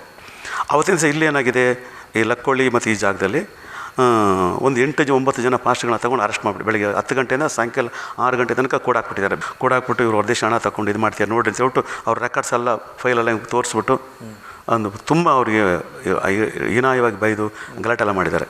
ಅವಾಗ ಅದರಲ್ಲಿ ಒಬ್ಬ ಏನು ಮಾಡಿದ್ದಾನೆ, ಇಲ್ಲಿ ಇದಕ್ಕಿಂತ BRP ಚರ್ಚ್ ಶಾಂತಿನಗರದಲ್ಲಿ ಇದೆಯಲ್ಲ, ಅಲ್ಲಿ ನಮ್ಮ ಜನ ತುಂಬ ಜನ ಹೋಗ್ತಿದ್ದಾರೆ, ನಾಳೆ ಬೆಳಗ್ಗೆ ಹೋಗಿ ಅಲ್ಲಿ ಅಟ್ಯಾಕ್ ಮಾಡ್ಬೇಕು ನಾವು ಅಂತಕ್ಕಂಥ ವರ್ತಮಾನ ಇಲ್ಲಿರೋ ಜನಕ್ಕೆ ಗೊತ್ತಾಯಿತು. ತಕ್ಷಣ ಇಲ್ಲವರು ನನಗೆ ಫೋನ್ ಮಾಡಿದ್ರು, ಪಾಸ್ಟರ್ ಈ ಥರ ಹಿಂಗೆ ಬರಬೇಕು, ನಾಳೆ ಬೆಳಗ್ಗೆ ಚರ್ಚಿಗೆ ಬರಬೇಕು ಅಂತಿದ್ದಾರೆ. ಏಕೆಂದರೆ ಇಲ್ಲಿ ಚರ್ಚ್ ಇಲ್ಲೇ ಜಾಸ್ತಿ ಇರೋದು, ಶಿವಮೊಗ್ಗ ಡಿಸ್ಟಿಕಲ್ಲಿ ಹೈಯೆಸ್ಟ್ ಇಂದ ಜನರು ಇಲ್ಲೇ, ಅದಕ್ಕೆ ಇಲ್ಲಿ ಬರ್ಬೇಕಂತಿದ್ದಾರೆ ನಾಳೆ ಬೆಳಗ್ಗೆ ಹಂಗೆ ಹಿಂಗೆ ಅಂತಂದ್ರೆ. ಇಲ್ಲಿ ನಾನು ಅಲ್ಲಿ 4-5 ಚರ್ಚಿಗೆ ಮಾತು ಕೊಟ್ಬಿಟ್ಟಿದ್ದೀನಿ. ಈಗ ನಾನು ಬರದೇ ಹೋಗ್ಬಿಟ್ರೆ ನಾನು ಎದುರ್ಕೊಂಡು ಬಂದಿಲ್ಲ ಅಂತ ಹೇಳ್ಬಿಡ್ತಾರೆ. ಸರಿ, ಒಂದು ಇಕ್ಕಟ್ಟಾದ ಪರಿಸ್ಥಿತಿ. ಆ ಸಂದರ್ಭದಲ್ಲಿ ನಾನು ಎಲ್ಲ ಪಾಸ್ಟರ್ಗಳು ಫೋನ್ ಮಾಡಿದೆ, ಪರಿಸ್ಥಿತಿ ಹಿಂಗಾಗಿದೆ, ನಾನು ಭದ್ರಾವತಿಗೆ ಹೋಗಲೇಬೇಕಾಗಿದೆ, ಅದರಿಂದ ನಾನು ದಯವಿಟ್ಟು ಕ್ಷಮಿಸ್ಬಿಡಿ, ಹಿಂಗೆ ಪರಿಸ್ಥಿತಿ. ಅವರೆಲ್ಲ ಒಪ್ಕೊಂಡ್ರು, ಇಲ್ಲ ಫಸ್ಟ್ ನೀವು ಹೋಗಿ ಅಂತ. ಆಮೇಲೆ ನಾನು ಬಸ್ ಹತ್ಬಿಟ್ಟು ನೆಟ್ಟಿಗೆ ಭದ್ರಾವತಿಗೆ ಮನೆಗೆ ಬಂದು ಇಮ್ಮಿಡಿಯೇಟ್ 9 ಯಾವಾಗಲೂ ನಾನು 9-10 ಗಂಟೆ 9ವರೆಗೆ ಬರ್ತಿರೋದು ಮನೆ ಫ್ಯಾಮಿಲಿ ಕರ್ಕೊಂಡು. ಆ ಫ್ಯಾಮಿಲಿ ಬಿಟ್ಟು 8 ಗಂಟೆಗೆ ಚರ್ಚೆ ಹತ್ರ ಬಂದುಬಿಟ್ಟೆ. ಬಂದಿಲ್ಲ, ಮೊಣಕಾಲು ಪ್ರಾರ್ಥನೆ ಮಾಡಿದ ತಕ್ಷಣ ಅವತ್ತು ಯಾರೂ ಇಲ್ಲಿ ಬರಲಿಲ್ಲ. ಕ್ರಿಸ್ಮಸ್ ದಿನ ಬಂದುಬಿಟ್ರು. ಡಿಸೆಂಬರ್ಗೆ ಗತೆ ಆಗಿರೋದು, ಕ್ರಿಸ್ಮಸ್ 25ನೇ ತಾರೀಕು ಬಂದುಬಿಟ್ರು. ಒಂದು ಚಿಕ್ಕಮಗಳೂರು ಡಿಸ್ಟ್ರಿಕ್ಟ್ ಪ್ರೆಸಿಡೆಂಟು ಶೆಟ್ಟಿ ಅಂತೀರ ಅವರು ಮತ್ತು ಅವ್ರ ಜೊತೆಗೆ ಗ್ರಾಮ ಪಂಚಾಯತ್ ಇರ್ತಾರೆ. ಅವಾಗ ನಮ್ಮ ಚರ್ಚ್ ಎಲ್ಡರ್ಸ್ ಎಲ್ಲ ಅಲ್ಲಿಂದ ಬರ್ತಾರೆ ಕೆಲವು ಜನ ಚರ್ಚಿಗೆ ಅಂತ. ಸರಿ, ಕರೆದು ಬೇಡ, ಚೇರಾಗಿ ಕುಂಡಿಸಬೇಡ ಅಂತ ನಾನು ಅಲ್ಲಿ ಮೆಸೇಜ್ ಕೊಡ್ತಾಯಿದ್ದೆ. ಸರಿ, ಮೆಸೇಜ್ ಕೊಟ್ಟ ತಕ್ಷಣ ನಾನು ಅವಾಗ ಏನು ಮಾಡಿದ್ವಿ, ನಾನು ಸ್ವಲ್ಪ ಚೇಂಜ್ ಮಾಡಿದೆ. ನಾನು ಮೆಸೇಜ್ ಏನು ಕೊಡ್ತಿದ್ನೋ ಅದೇ ಮೆಸೇಜನ್ನು ಸ್ವಲ್ಪ ಚೇಂಜ್ ಮಾಡಿಬಿಟ್ಟು ಶ್ಲೋಕಗಳ ಮೂಲಕವಂತೆ ಗಾಸ್ಪೆಳಕ್ಕೆ ಸ್ಟಾರ್ಟ್ ಮಾಡಿದೆ. ಶ್ಲೋಕಗಳನ್ನ ಹೇಳ್ಕೊಂಡು, ಅದೇ ರಕ್ತ ಪ್ರೋಕ್ಷಣಂ ಪಾಪ ನಿವಾರಣಂ ತದ ರಕ್ತಂ ಪರಮೇಶ್ವರ ಪುಣ್ಯದಾನಂ ಅಂತ ಋಗ್ವೇದ ಹೇಳುತ್ತೆ. ಈ ಋಗ್ವೇದದ ಮಾತು ಎಲ್ಲಿ ನೆರವೇರಿದೆ? ಬೈಬಲ್ ನೆರವೇರಿದೆ. ಯಾರು? ಯೇಸು ಸ್ವಾಮಿ ಮುಖಾಂತರ ನೆರವೇರಿದೆ. ಇನ್ನು ಯಾರ ಮುಖದ ನೆರವೇರಿಲ್ಲ. ಇದಕ್ಕೆ ಆಧಾರ ಋಗ್ವೇದ, ಅದಕ್ಕೆ ಆಧಾರ ಬೈಬಲ್ಲೇ. ಈ ರೀತಿಯಾಗಿ ಶ್ಲೋಕಗಳನ್ನ ಹೇಳ್ಕೊಂಡು ಅದು ಮತ್ತು ಆದಿಯಲ್ಲಿದ್ದಂಥ ಋಷಿಮುನಿಗಳು ಹೋಗಿ ನದಿಯಲ್ಲಿ ಮುಳುಗಿ, ಸಮುದ್ರದಲ್ಲಿ ಮುಳುಗಿ ತಪಸ್ಸು ಮಾಡ್ತಿದ್ರು. ಪಾಪೋಗಂ ಪಾಪ ಕಣ್ಮೋಗಂ ಪಾಪಾತ್ಮ ಪಾಪ ಸಂಭವ ಸರ್ವ ಪಾಪ ಹರಹರೇ, ಈ ರೀತಿ ಹೇಳ್ತಾಯಿದ್ರು. ಅವ್ರ ದಿನ ಇದನ್ನೇ ಮಾಡ್ತಿದ್ರು. ಆದರೆ ಅವರಿಗೆ ಪಾಪ ಪರಿಹಾರ ಎಲ್ಲಿ ಸಿಗುತ್ತೆ ಅಂತ ಅವ್ರಿಗೆ ಗೊತ್ತಿರಲ್ಲ. ಆ ಪಾಪ ಪರಿಹಾರ ಕೊಡ್ತಕ್ಕಂಥ ಯೇಸು ಸ್ವಾಮಿ. ಈ ರೀತಿ ಶ್ಲೋಕಗಳನ್ನ ಅವರಿಗೆ ಅರ್ಥವಾಗೋ ರೀತಿ ಹೇಳಕ್ಕೆ ಸ್ಟಾರ್ಟ್ ಮಾಡಿದೆ. ಮಾತೆಲ್ಲ ಮುಗಿದ ಮೇಲೆ ನಾನು ಕಳಿಸ್ದೆ. ನಾನು ಪ್ರೇಯರ್ ಮಾಡಿಬಿಟ್ಟಿದ್ದೆ, ಅವ್ರನ್ನ ಕರೆದು 1-2 ನಿಮಿಷ ಮಾತಾಡೋಕೆ ಹೇಳ್ರಿ ಅಂತ ಅವ್ರು ಬಂದು ನಿಂತ್ಕೊಂಡಿರಲಿ. ಬಂದು ನಿಂತ್ಕೊಂಡಿದ್ದ ತಕ್ಷಣ ಅವ್ರ ಜೊತೆಗೆ 3-4 ಜನ ಬಂದರು ಸ್ಟೇಜ್ ಮೇಲೆ. ಮತ್ತು ಎಲ್ಲ ಕಾಲು ಮುಗಿದ್ರು. ನಾನು ಸುಮ್ಮನೆ ಕೂತ್ಕೊಂಡ್ಬಿಟ್ಟೆ, ಮುಗಿಲಿ ಬಿಡ್ರಿ ಅಂತ. ಯಾಕೆಂದರೆ ವಾಕ್ಯ ಹೇಳುತ್ತಲ್ಲ, ನಿನ್ನ ಶತ್ರು ನಿನ್ನ ಕಾಲ ಕೆಳಗೆ ಹಾಕ್ತೀನಿ ಅಂತ ಹೇಳ್ಬಿಟ್ಟು. ಆ ವಾಕ್ಯ ನೆರವೇರಬೇಕಲ್ಲ. ಸುಮ್ಮನೆ ಕೂತ್ಕೊಂಡೆ, ಕಾಲು ಮುಗಿದ್ರು, ಕುಂತ್ಕೊಂಡ್ರು. ಆಮೇಲೆ ಮಾತಾಡಿದ್ರು. ನಾವು ಇಲ್ಲಿ ಪ್ರತಿ ವರ್ಷ ಇಲ್ಲಿ ಅವು ಚಿಕ್ಕದಾಗಿತ್ತು, ಇವತ್ತು ಜನ ತುಂಬ ಜನ ಬರ್ತಾರೆ. ಯಾಕೆ ಬರ್ತಾರೆ ಅಂತಂದರೆ, ಇವಾಗ ನಮ್ಮ ಸತ್ಯ ಗೊತ್ತಾಯ್ತು, ಇವ್ರ ಬಗ್ಗೆ ನಾವು ತುಂಬ ಸ್ಟಡಿ ಮಾಡಿದ್ವಿ, ಸತ್ಯ ಗೊತ್ತಾಯಿತು. ಯಾಕಂದರೆ ಇವರು ಹೊರದೇಶದ ಹಣ ಬರ್ತಾ ಇಲ್ಲ, ಇವ್ರು ಕಾರ್ಖಾನೆಯಲ್ಲಿ ಕೆಲಸ ಮಾಡ್ತಿದ್ದಾರೆ, ಇವ್ರು 8 ದಿವಸ ಕೆಲಸ ಮಾಡ್ತಿದ್ದಾರೆ, ಇವ್ರು ಸ್ವಂತ ಹಣದಿಂದ ಚರ್ಚ್ ಕಟ್ಟಿದ್ದಾರೆ, ಯಾರ ಹತ್ರ ಡೊನೇಷನ್ ತೊಗೊಂಡಿಲ್ಲ, ಅವರು ಕಷ್ಟಪಟ್ಟು ಸೇವೆ ಮಾಡ್ತಿದ್ದಾರೆ, ಅನೇಕ ಬಡವರು ತುಂಬ ಹೆಲ್ಪ್ ಮಾಡ್ತಿದ್ದಾರೆ ಅಂತ ವಿಷಯನ ಮನಗಂಡು ನಾವು ಬಂದಿದ್ದೀವಿ. ನೆಕ್ಸ್ಟ್ ಕ್ರಿಸ್ಮಸ್ಸಿಗೆ ಯಾವತ್ತೂ ಮಾಡ್ತಿರ್ತಕ್ಕಂಥ ಫಂಕ್ಷನ್ ಅವತ್ತು ಮಾಡ್ತಾಯಿದ್ವಿ. ಅವತ್ತು 6 ಕುರಿನ 5 ಕುರಿನ ಕಟ್ ಮಾಡಿದ್ವಿ. ಕುರಿ ಕಟ್ ಮಾಡಿ ಎಲ್ಲರಿಗೂ ಒಳ್ಳೆ ಅಡುಗೆ ಮಾಡಿಟ್ಟಿದ್ವಿ. ಒಳ್ಳೆ ಒಳ್ಳೆ ವಾಸನೆ ಬರ್ತಾಯಿತ್ತು. ಆವಾಗ ನಾವು ಹೇಳಿದ್ವಿ, ಆವಾಗ ಇದನ್ನು ಹೇಳಿದೆ, ಇವತ್ತೇನು ಅಡುಗೆ ಮಾಡಿದ್ವಿ ಇದು ಯಾರು ದುಡ್ಡು ಅಲ್ಲ, ನಮ್ಮ ಚರ್ಚೆ ಬಡ ಮಕ್ಕಳು 1 ಪೈಸಾ 2 ಪೈಸಾ 3 ರೂಪಾಯಿ ಸೇರಿಸಿ ತಂದು ಕೊಟ್ಟತಕ್ಕಂಥ ಹಣವನ್ನು ತಗೊಂಡು ಇವತ್ತು ನಾವೆಲ್ಲರೂ ಒಟ್ಟಿಗೆ ಊಟ ಮಾಡ್ತಾಯಿದ್ವಿ. ಇದನ್ನೆಲ್ಲ ಕೇಳಿದ ತಕ್ಷಣ ಅವ್ನು ಕೇಳಿಕೊಟ್ರಲ್ಲ ಅವರು, ಇಲ್ಲಿ ಭಾಷಣ ಮಾಡಿದ್ರು ಅವರು, ಮುಂದಿನ ಕ್ರಿಸ್ಮಸ್ಸಿಗೆ ನಾನು 1 ಚೀಲ ಅಕ್ಕಿ ಕೊಡ್ತೀನಿ, ಯಾರು ನಮಗೆ ಹೊಡಿಬೇಕು ಅಂತ ಬಂದರು ಅದೇ ವ್ಯಕ್ತಿ ನಾವು ಚೀಲ ಅಕ್ಕಿ ಕೊಡ್ತೀವಿ ಅಂತ. ಆವತ್ತಿಂದ ನಮ್ಮ ಬಗ್ಗೆ ಯಾರು ಮಾತಾಡ್ತಿರಲಿಲ್ಲ, ಬಾಕಿ ಎಲ್ಲ ಪಾಸ್ಗಳು ಅರೆಸ್ಟ್ ಮಾಡಿ ಒಳಗಾಕಿದ್ರು. ಬಟ್ ನನ್ನ ಇವತ್ತು ಹಂಗೆ ಹೋದ್ರು ಸಹ ಆಮೇಲೆ ಶೀಟ್ ಬೇಕಾಗಿತ್ತು ನಮಗೆ. ಹೋದಾಗ ನಮಗೆಲ್ಲ ಅರ್ಧ ಬೆಲೆ ಕೊಟ್ಟರು ಅವರು, ಅದೇ ಪ್ರೆಸಿಡೆಂಟ್ ಹೇಳಿದ್ನಲ್ಲ ಜಿಲ್ಲಾ ಅರ್ಧ ಬೆಲೆಗೆ ಶೀಟ್ಗಳನ್ನ ಕೊಟ್ಟರು, ಸಿಮೆಂಟ್ಗಳು ಸಹ ಕಮ್ಮಿ ಬೆಲೆ ಕೊಟ್ಟರು, ತುಂಬ ಸಹಕಾರ ಮಾಡಿದ್ರು. ಹೊಸ ಈಗ ಹೇಗೆ ನಡೀತದೆ ನಿಮ್ಮ ಸಭೆ? ದೇವ್ರ ಕೃಪೆಯಿಂದ ಚೆನ್ನಾಗಿ ನಡೀತದೆ. ಫಸ್ಟ್ ಒಂದು ಏನಪ್ಪ ಅಂತಂದರೆ ನನ್ನ ಕುಟುಂಬ ಅಂತಂದರೆ ನಾನು ಶಾರೀರಿಕವಾಗಿರ್ತಕ್ಕಂಥ ಕುಟುಂಬ ಅನ್ನೋದಕ್ಕಿಂತ ಹೆಚ್ಚಾಗಿ ಅದನ್ನು ಸೇರಿಸ್ಕೊಂಡು ಈ ಆಧ್ಯಾತ್ಮಿಕವಾಗಿರ್ತಕ್ಕ ಕುಟುಂಬ ಸಭೆ ಏನಿದೆಯೋ ಈ ಸಭೆ ನನಗೆ ಯಾವತ್ತಿಗೂ ಸಹ ಒಂದು ತಂದೆಯ ಸ್ಥಾನದಲ್ಲಿ ಕೊಟ್ಕೊಂಡು ನನಗೂ ತುಂಬ ಪ್ರಾರ್ಥನೆ ಮಾಡ್ತಾರೆ. ನಾನು ಹೇಳ್ಬೇಕಂದ್ರೆ ಈ ಸಭೆ ಅಭಿವೃದ್ಧಿಗೆ 10% ನನ್ನ ಪ್ರಯಾಸ, 10% ನಂದಷ್ಟೇ, ಇನ್ನು 90% ಇದು ಅಭಿವೃದ್ಧಿ ಆಗಲಿಕ್ಕೆ ನಮ್ಮ ಸಭೆ ಮಕ್ಕಳೇ ಅದಕ್ಕೆಲ್ಲ ಕಾರಣ. ಅವರು ಉಪವಾಸ ಪ್ರಾರ್ಥನೆ ಮಾಡ್ತಾರೆ, ಯವನಸ್ಥ ಮಕ್ಕಳು ಉಪವಾಸ ಪ್ರಾರ್ಥನೆ ಮಾಡ್ತಾರೆ, ಮತ್ತು 10 ದಿವಸ 5 ದಿವಸ ಉಪವಾಸ ಪ್ರಾರ್ಥನೆ ಮಾಡ್ತಾರೆ. ಸಭೆ ಹಿರಿಯರು ಸ್ವಂತ ಕೆಲಸ ಅಂತ ಹೇಳ್ಬಿಟ್ಟು ಸಭೆ ಜವಾಬ್ದಾರಿ ತೊಗೊಂಡು ಅವ್ರು ಮಾಡ್ತಾರೆ.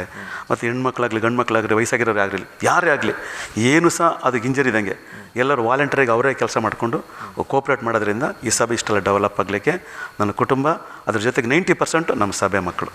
ಹೊಸ ನಿಮ್ಮ ಕುಟುಂಬ, ನಿಮ್ಮ ಮಿಸಸ್ ಪಾಸ್ಟರ್ ಹೇಗೆ ಅವರು ನಿಮ್ಮ ಸಭೆಗೆ ಹೇಗೆ ನಿಂತಿದ್ದಾರೆ? ಮುಂದೆ ತಾಯಿ ಥರ ಅವರು ಸಭೆಯಲ್ಲಿ ನಿಂತ್ಕೊಂಡಿರ್ತಾರೆ. ಅವ್ರು ಬಂದರೂ ಸಹ ಸಭೆಯಲ್ಲಿ ಕೂತ್ಕೊಂಡ್ರು ಸಹ ಅವ್ರನ್ನ ಪಾಸ್ಟರ್ ಮತ್ತು ಯಾರು ಕಂಡಿಡಿಯೋಕ್ಕಾಗಲ್ಲ, ಜನ ಮಧ್ಯೆ ಕೂತ್ಕೊಂಡ್ಬಿಟ್ಟಿರ್ತಾರೆ. ಅವರು ಜನಗಳ ಮಧ್ಯೆ ಸಾಮಾನ್ಯ ಸ್ತ್ರೀ ಥರ ಕೂತ್ಕೊಂಡಿರ್ತಾರೆ. ಮಕ್ಕಳು ಸಹ ಸೇವೆಯಲ್ಲಿದ್ದಾರೆ. ದೊಡ್ಡ ಮಗಳು ಸೇವೆ ಪಾಸ್ಟೇ ಕೊಟ್ಟು ಮದುವೆ ಮಾಡಿದ್ದೀನಿ. ಇನ್ನೊಬ್ಬಳಿಗೆ ಏಪ್ರಿಲ್ ತಿಂಗಳಲ್ಲಿ ಮದುವೆ ಆಗುತ್ತೆ. ಅವಳು MBA ಮಾಡಿದ್ದಾಳೆ, ಅಪಾಯಿಂಟ್ಮೆಂಟ್ ಹೇಳಿದ್ದಾಳೆ. ಇವಾಗ ನಮ್ಮ ಮಿಸ್ಸಸ್ಸು ನನ್ನ ಮಗಳು ಅಲ್ಲೇ ಇದ್ದಾರೆ, ಮೈಸೂರಲ್ಲೇ ಇದ್ದಾರೆ. ಈ ತಿಂಗಳು 28ಕ್ಕೆ ರಿಸೈನ್ ಮಾಡಿ ಬರ್ತಾರೆ. ಫಸ್ಟ್ ಇದು ಈಗ ನೀವು ಈಗ ನಿಮ್ಮ ಸೇವೆಯ ಮುಖ್ಯ ವಿಷನ್ ದರ್ಶನ ಏನು ಭಾಷೆ? ನನ್ನ ಬಂದು ಅಪೋಸ್ತರ ದರ್ಶನ, ನಂದು ಅಪೋಸ್ತರ ದರ್ಶನ ಅಂತಂದರೆ ಸಭೆಗಳನ್ನ ಸ್ಥಾಪನೆ ಮಾಡ್ತಕ್ಕಂಥದ್ದು. ಮತ್ತು ನಾನು ಯಾವಾಗ ನಮ್ಮ ಸಭೆ ಮಕ್ಕಳನ್ನ ಯಾವಾಗ ಹೇಳ್ತಿರ್ತೀನಿ, ಇದು ಫಾದರ್ ಟು ಸನ್ ಆಗಬಾರ್ದು, ಫಾದರ್ಸು ಡಾಟರ್ ಆಗಬಾರ್ದು. ಇದು ಈ ಚರ್ಚು ಸಭೆ ಮಕ್ಕಳು ನೀವೇ ಈ ಸಭೆಗೆ, ನೀವೆಲ್ಲ ನನ್ನ ಮಕ್ಕಳೇ. ನನ್ನ ಕುಟುಂಬ ಬಿಟ್ಟು ನೀವು ಇಲ್ಲಿ ಫಾಸ್ಟ್ ಆಗಬೇಕು, ನಾನು ಸತ್ತ ಮೇಲೆ ನೀವೇ ಫಾಸ್ಟ್ ಇಲ್ಲಿ. ಯಾಕೆ ಸಭೆ ಮಕ್ಕಳನ್ನ, ಯಾಕೆ ನಾನಾಗಿದ್ದ ತಕ್ಷಣ ನನ್ನ ಮಕ್ಕಳು ಅಳಿಯ ಬರಬೇಕು ಅಂತ ನನ್ನ ವಿಷನ್ ಇಲ್ಲ. ನನ್ನ ವಿಷನ್ನು ನಮ್ಮ ಸಭೆ ಇರ್ತಕ್ಕಂಥ ಪ್ರತಿಯೊಂದು ಮಕ್ಕಳು ನನ್ನ ಮಕ್ಕಳು, ನೀವೆಲ್ಲರೂ ಅಪ್ಪ ಅಂತಲೇ ಕರೆಯೋದು. ಸಂಡೇ ಸ್ಕೂಲ್ ಮಕ್ಕಳನ್ನ ಹೇಳ್ಬಿಟ್ಟು ಎಲ್ಡರ್ಸ್ ಮುತ್ಕರು ಇದ್ದಾರೆ, 80 ವಯಸ್ಸು 90 ವಯಸ್ಸು ಮುತ್ಕರು ಸಹ ನನಗೆ ಅಪ್ಪ ಅಂತಲೇ ಕರೆಯೋದು. ಆ ಸ್ಥಾನನ ಆ ಗೌರವನ ಉಳಿಸ್ಕೋಬೇಕು ಅಂತಂದರೆ ನನ್ನ ಮಕ್ಕಳಿಗಿಂತ ಹೆಚ್ಚಾಗಿ ನಾವು ಇವ್ರನ್ನ ಪ್ರೀತಿ ಮಾಡಬೇಕು. ಅದಕ್ಕೆ ನಾವು ಎಲ್ಲ ಸಣ್ಣ ಮಕ್ಕಳು ಸಭೆಗೆ ಬಂದರೂ ಸಹ ಒಂದು 6 ತಿಂಗಳು 7 ತಿಂಗಳಿಗೆ ಅವ್ರನ್ನ ಇಂಪ್ರೂವ್ಮೆಂಟ್ ಮಾಡಿಬಿಡ್ತೀವಿ.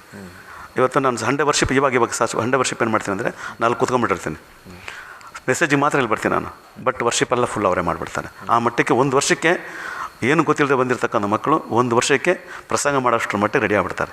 ಆ ಮಟ್ಟಿಗೆ ದೇವರು ಆ ಸಭೆ ಮಕ್ಕಳನ್ನ ಕೊಟ್ಟಿದ್ದಾರೆ. ಅವ್ರಿಗೂ ಅಷ್ಟೇ ಆಸಕ್ತಿ ಇದೆ. ಫಸ್ಟ್ ಈ ಸಭೆ ಸೇವೆ ಬಿಟ್ಟು ಬೇರೆ ಯಾವ ಸೇವೆ ಮಾಡ್ತಿದ್ದೀರಿ ಫಸ್ಟ್ ತಾವು? ಮಿಷನರಿ ಸೇವೆ, ಅಲ್ಲಲ್ಲಿ ಸುಮಾರು ಕೂಟಗಳಿಗೆ ಹೋಗ್ತೀನಿ. ಮತ್ತು ಅಲ್ಲಲ್ಲಿ ಕೂಟಗಳು ಏರ್ಪಾಡು ಪಡಿಸ್ತಾರೆ, ಅಲ್ಲಿ ಹೋಗ್ತೀನಿ. ನಮ್ಮದು ಟೀಮ್ ಸಿಂಗಿಂಗ್ ವರ್ಷಿಪ್ ಟೀಮ್ ಇದೆ, ನಂದು ವರ್ಷಿಪ್ ಟೀಮ್ ತೊಗೊಂಡು ವರ್ಷಿಪ್ ನಡ್ಸೋಕ್ಕೆ ಹೋಗ್ತೀನಿ. ಎಲ್ಲ ಭಾಷೆ ಹಾಡುಗಳನ್ನ, ತೆಲುಗು, ತಮಿಳು, ಕನ್ನಡ ಭಾಷೆಗಳನ್ನ ವರ್ಷಿಪ್ ಲೀಡ್ ಮಾಡ್ತೀನಿ. ಅದು ಮಾಡ್ತಕ್ಕಂಥ ಅವಕಾಶಗಳನ್ನ ದೇವರು ಒದಗಿಸಿಕೊಟ್ಟಿದ್ದಾರೆ. ಈ ಸೇವೆ ಅಂದರೆ ಈ ಸಭೆ ಸೇವೆ ಬಿಟ್ಟು ಬೇರೆ ಯಾವ ಸೇವೆ ಅದು ಮಾಡಲಿಕ್ಕೆ ಏನಾದರೂ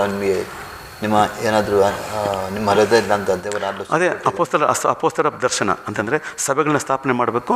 ನಮ್ಮ ಸಭೆಯಿಂದ ಒಬ್ಬ ಯವನಸ್ಥಾನ ಮಗನ ಸಭೆ ಯಾರಿಗೆ ಆಸಕ್ತಿ ಇದೆಯೋ ಅವ್ರನ್ನ ಆ ಸೇವೆಗೆ ನಿಲ್ಲಿಸಬೇಕು. ಇದು ಅಂದರೆ ನಿಮ್ಮ ಈ ಭದ್ರಾವತಿಯಲ್ಲಿ ಮಾತ್ರ ಅಲ್ಲ, ಕರ್ನಾಟಕ ಹೇಗೆ ದರ್ಶನ ಹೇಗಿದೆ? ನನ್ನ ವಿಷನ್ ಒಂದೇ, ಸುವಾರ್ತೆ ಸಾರಲ್ಪಡದಿರ್ತಕ್ಕಂಥ ಜಾಗ ಸುವಾರ್ತೆ ಸಾರಲ್ಪಡಬೇಕು. ಈಗ ಇಲ್ಲೊಂದು 3 ಕಿಲೋಮೀಟರ್ ದೂರ ಚರ್ಚ್ ಅಂದರೆ ಅಲ್ಲಿ ಕಟ್ಟಬಾರ್ದು ಚರ್ಚ್. ಯೇಸುಸ್ವಾಮಿ ಯಾರ್ದು ಗೊತ್ತಿಲ್ಲ ಅಂಥ ಜಾಗ ಸಭೆ ಸ್ಥಾಪನೆ ಮಾಡಬೇಕು, ಅಂಥ ಜಾಗ ಸೇವೆ ಮಾಡಬೇಕು. ಯಾಕಂದರೆ ದೇವ್ರು ನನ್ನ ಕಳಿಸಿದ ಅದೇ ಥರ ಏನಂತ, ಸುವಾರ್ತೆ ಸಾರಲ್ಪಡದಿರ್ತಕ್ಕಂಥ ಜಾಗದಲ್ಲಿ ಹಸಿವಿನಿಂದಿರ್ತಕ್ಕಂಥ ಮಕ್ಕಳು ಅಂತಂದರೆ ಸುವಾರ್ತೆಗೆ ಹಸಿವಿನಿಂದಿರ್ತಕ್ಕಂಥ ಮಕ್ಕಳಿಗೆ ಆಹಾರ ಕೊಡ್ತಕ್ಕಂಥದ್ದೇ. ಅದೇ ಥರ ನಾನು ಕಳಿಸ್ಕೊಡ್ತಕ್ಕಂಥ ಸೇವಕರು ಸಹ ಎಲ್ಲಿ ಸುವಾರ್ತೆ ಸಾರಲ್ಪಟ್ಟಿಲ್ವೋ ಅಲ್ಲಿ ಅವ್ರು ಸುವಾರ್ತೆ ಸಾರಲ್ಪಡಬೇಕು. ಅದು ನಿಮ್ಮದು ಒಂದು ವಿಷನ್, ಅದೇ ವಿಷನ್. ಫಸ್ಟ್ ಈ ಸೇವೆ ನಿಮಿತ್ತವಾಗಿ ಈ ಯಾವ ಭಾಗಕ್ಕೆ ಹೋಗಿದ್ದೆ ಫಸ್ಟ್ ನೀವು ಸುವಾರ್ತೆ ಸಾರೋದಕ್ಕಾಗಿ? ಕರ್ನಾಟಕದ ಎಲ್ಲ ಕಡೆ ಹೋಗಿದ್ದೀನಿ. ಕರ್ನಾಟಕ ಎಲ್ಲ ಹೇಳಿದ್ನಲ್ಲ. ಬೇರೆ ರಾಜ್ಯಕ್ಕೆ ಸಿಂಗಾಪುರ್ಗೆ ಹೋಗಿದ್ದೀನಿ, ಮಲೇಷ್ಯಾ ಹೋಗಿದ್ದೀನಿ, ಮತ್ತು ತಮಿಳ್ನಾಡಿಗೆ ಹೋಗಿದ್ದೀನಿ, ಆಂಧ್ರಕ್ಕೆ ಹೋಗಿದ್ದೀನಿ, ಎಲ್ಲೆಲ್ಲ ಹೋಗಿದ್ದೀನಿ. ಈ ಪ್ರಾಂತ್ಯದಲ್ಲಿ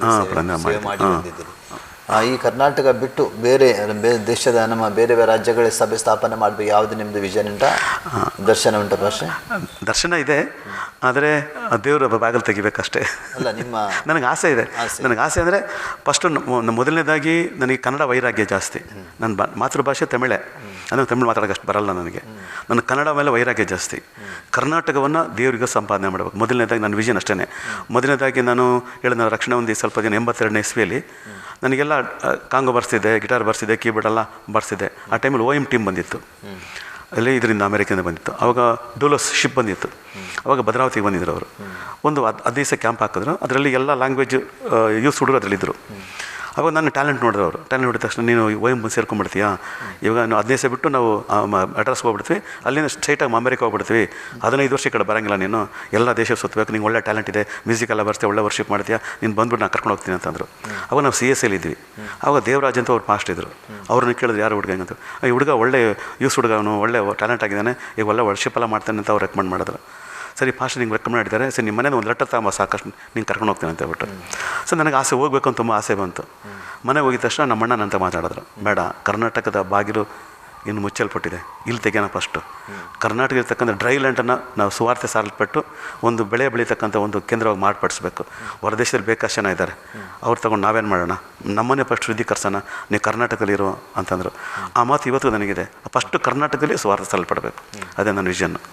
പക്ഷേ ನೀವು ಆ ದಿನಮಾನಗಳಲ್ಲಿ ಮಾಡಿದ ಸೇವೆ ಮತ್ತು ಈಗಿನ ಸೇವೆ ವ್ಯತ್ಯಾಸ ಏನಿದೆ ಫಸ್ಟ್? ಯೌವನಸ್ಥನಾಗಿರುವಂಥ ದಿನಗಳಲ್ಲಿ ನಾವೇನು ಮಾಡ್ತಾಯಿದ್ವಿ, ಡಿಸೆಂಬರ್ ಬಂದಿದ್ದ ಕೂಡಲೇ ಬೆಳಗಿನ ಜಾವ 4 ಗಂಟೆಗೆ ಎದ್ದೇಳ್ತಿದ್ವಿ. ಆವಾಗ ತುಂಬ ಚಳಿ, ಹೇಳಿದ್ನಲ್ಲ 82ನೇ ಇಸ್ವಿ 83 ತುಂಬ ಚಳಿ, ಡಿಸೆಂಬರ್ ತಿಂಗಳಲ್ಲೂ ತುಂಬ ಚಳಿ. ಆವಾಗ ಕಂಬಳಿ ಹಾಕ್ಕೊಳ್ತಿದ್ವಿ. ಬೆಳಗ್ಗೆ ನಾವು ನೈಟಲ್ಲಿ ಚರ್ಚೆಲ್ಲ ಮಾಡ್ಕೊಳ್ತೀವಿ, ಒಂದು 8 ಜನ ಯೌವನಸ್ಥ ಮಕ್ಕಳು ಕಂಬಳಿ ಹಾಕ್ಕೊಂಬಿಟ್ಟು ಕ್ಯಾಪೆಲ್ಲ ಹಂಗೆ ಹಾಕ್ಕೊಂಬಿಟ್ಟು ಅದು ಟವಲ್ ಕಟ್ಕೊಂಡು ಮೈಕ್ರೋಫೋನ್ ತೊಗೊಂಡು ಬೀದಿಯಲ್ಲಿ ಪ್ರಸಂಗ ಮಾಡೋಕ್ಕೆ ಸ್ಟಾರ್ಟ್ ಮಾಡ್ತೀವಿ. ಬೆಳಗಿನ ಜಾವ 4 ಗಂಟೆಗೆ ಹಾಡನ್ನ ಆಡ್ಕೊಂಡು ಗಿಟಾರ್ ಬರ್ಸ್ಕೊಂಡು ಬೀದಿಯಲ್ಲಿ ಹೋಗಿ ಮಾಡ್ತಿದ್ವಿ. ಬೆಳಗಿನ ಜಾವ 4 ಗಂಟೆಗೆ ಹೋಗಿ ಸುವಾರ್ತೆ ಸಾರ್ತಾಯಿದ್ವಿ. ಆ ರೀತಿ ಒಂದು ತಿಂಗಳು ಕಂಪ್ಲೀಟ್ ಭದ್ರಾವತಿ ಫುಲ್ ಕವರ್ ಮಾಡಿಬಿಡ್ತಿದ್ವಿ. ಒಂದೊಂದು ಏರಿಯಾ ಒಂದೊಂದು ಏರಿಯಾ ಒಂದು ದಿವಸ ಹಿಂಗೆ ಕವರ್ ಮಾಡಿದ್ವಿ.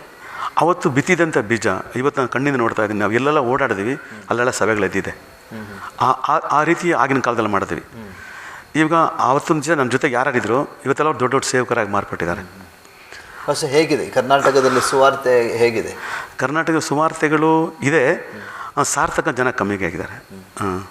ಅದಕ್ಕೆ ನಾನು 2010ನೇ ಇಸ್ವಿಯಿಂದ 2014 ತನಕ ದೇವ್ರ ಸಮ್ಮುಖದಲ್ಲಿ ಡಿಸೆಂಬರ್ 1ನೇ ತಾರೀಕಿಂದ ಡಿಸೆಂಬರ್ 31ನೇ ತಾರೀಕು ಉಪವಾಸ ಪ್ರಾರ್ಥನೆ ಮಾಡುವಂಥ ದಿನಗಳಲ್ಲಿ ನಾನು ದೇವ್ರ ಹತ್ರ ಅದೇ ಕೇಳಿದ್ದು, ದೇವರೇ ತಮಿಳುನಾಡಲ್ಲಿ ರಿವೈವಲ್ ಆಗ್ತಾಯಿದೆ, ಆಂಧ್ರ ರಿವೈವಲ್ ಆಗ್ತಾಯಿದೆ, ಕೇರಳ ರಿವೈವಲ್ ಆಗ್ತಾಯಿದೆ, ಯಾಕೆ ನಮ್ಮ ಕರ್ನಾಟಕ ರಿವೈವಲ್ ಆಗ್ತಿಲ್ಲ ಅಂತ ಇದೇ ಪ್ರಶ್ನೆ ದೇವ್ರ ಮುಂದೆ ಕೇಳುವಾಗ 2014 ಡಿಸೆಂಬರಲ್ಲಿ ದೇವ್ರು ನನ್ನ ಸಂಗಡ ಮಾತಾಡಿದ್ರು. ಇದೇ ಕಾಡಲ್ಲಿ ದೇವ್ರು ನನ್ನ ಸಂಗಡ ಮಾತಾಡಿದ್ರು. ಏನಂತಂದರೆ ಕರ್ನಾಟಕದಲ್ಲಿ ಸೇವಕರ ಒಂದು ಅನ್ಯೂನತೆ ಇಲ್ಲದೇ ಇರುವುದೇ ಸೇವೆಗೆ ಅಡ್ಡಿಯಾಗಿದೆ.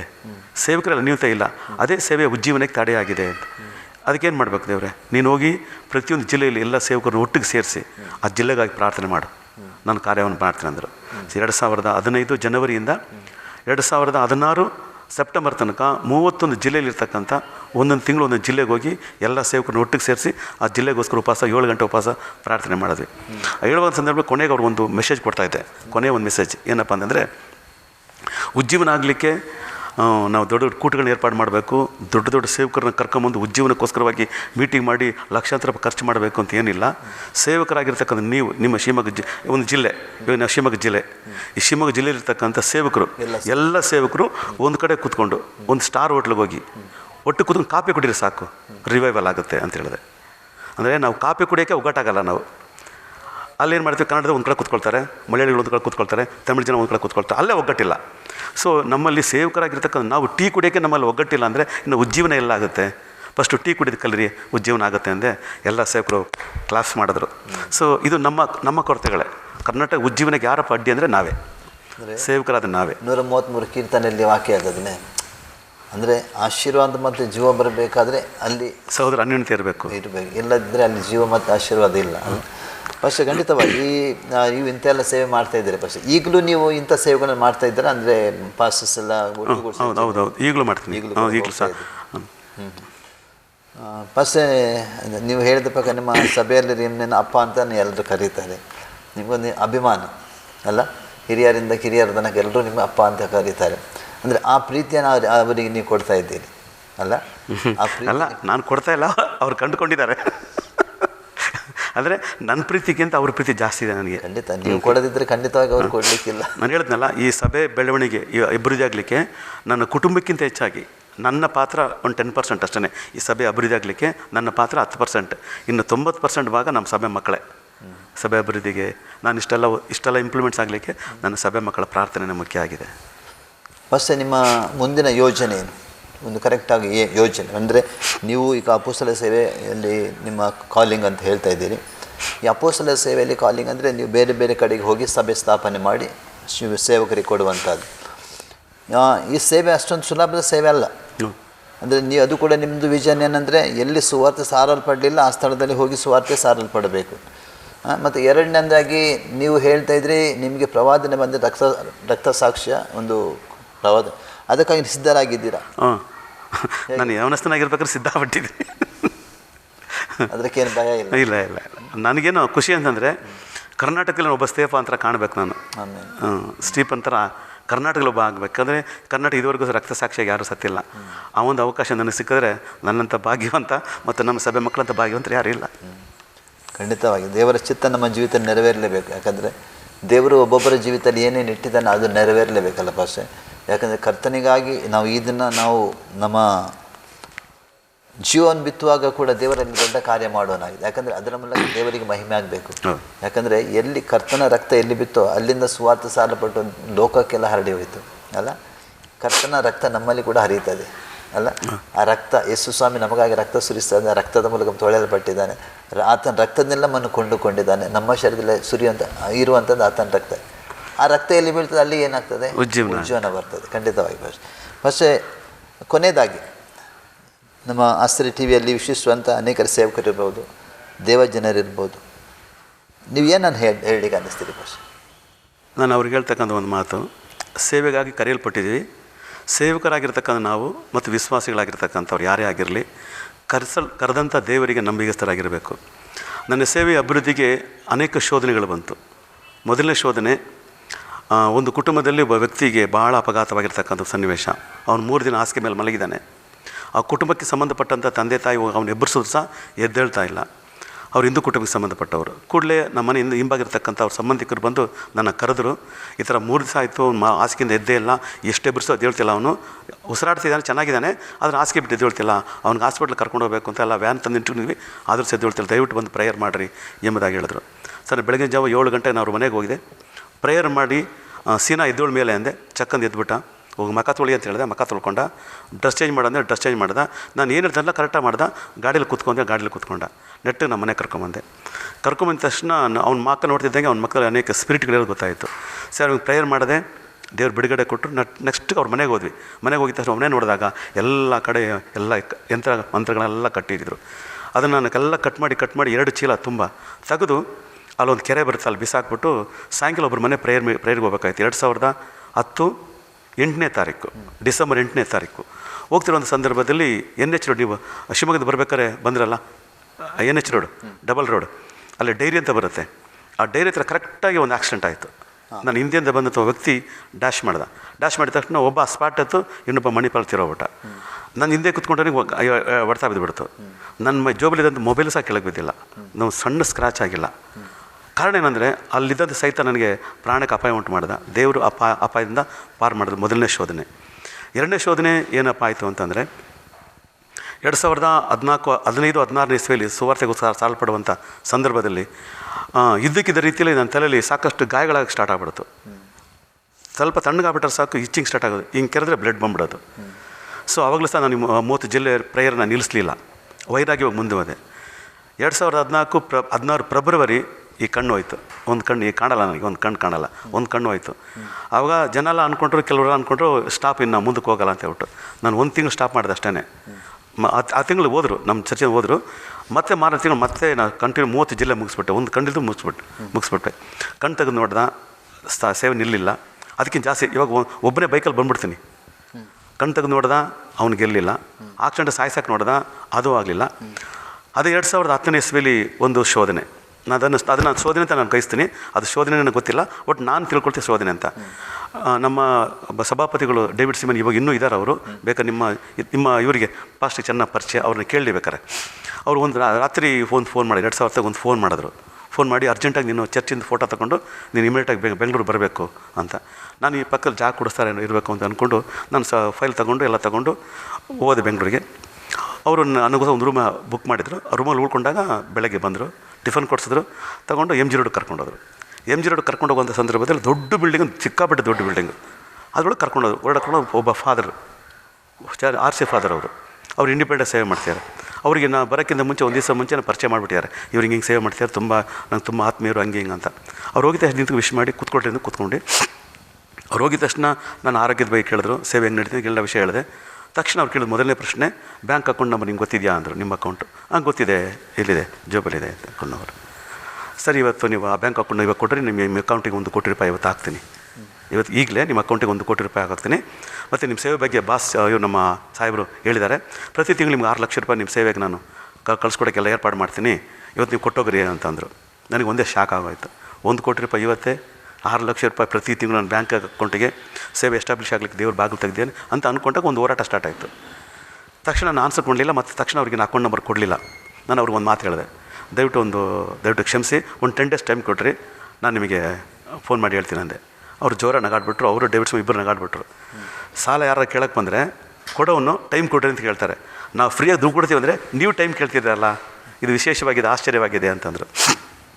ಡೇವಿಡ್ ಸಿಮನ್ ನನ್ನ ಬಗ್ಗೆ ಸಾಕ್ಷಿ ಹೇಳಿದ್ರು. ಸರಿ, ತಕ್ಷಣ ಅಲ್ಲಿಂದ ನೈಟ್ ವಾಪಸ್ ಬಂದ್ವಿ. ಬಂದ ತಕ್ಷಣ ನಾನು ಮತ್ತೆ ಕೂತ್ಕೊಂಡು 10 ಡೇಸ್ ದೇವ್ರ ಸಮ್ಮುಖದಲ್ಲಿ ಪ್ರಾರ್ಥನೆ ಮಾಡಿದೆ. ಪ್ರೇಯರ್ ಮಾಡ್ತಿರುವಂಥ 15 ದಿನ ದೇವ್ರು ನನ್ನ ಸಂಗಡ ಮಾತಾಡಿದ್ರು. ನನ್ನ ಕೃಪೆ ನಿನಗೆ ಸಾಕು ಅಂತಂದರು.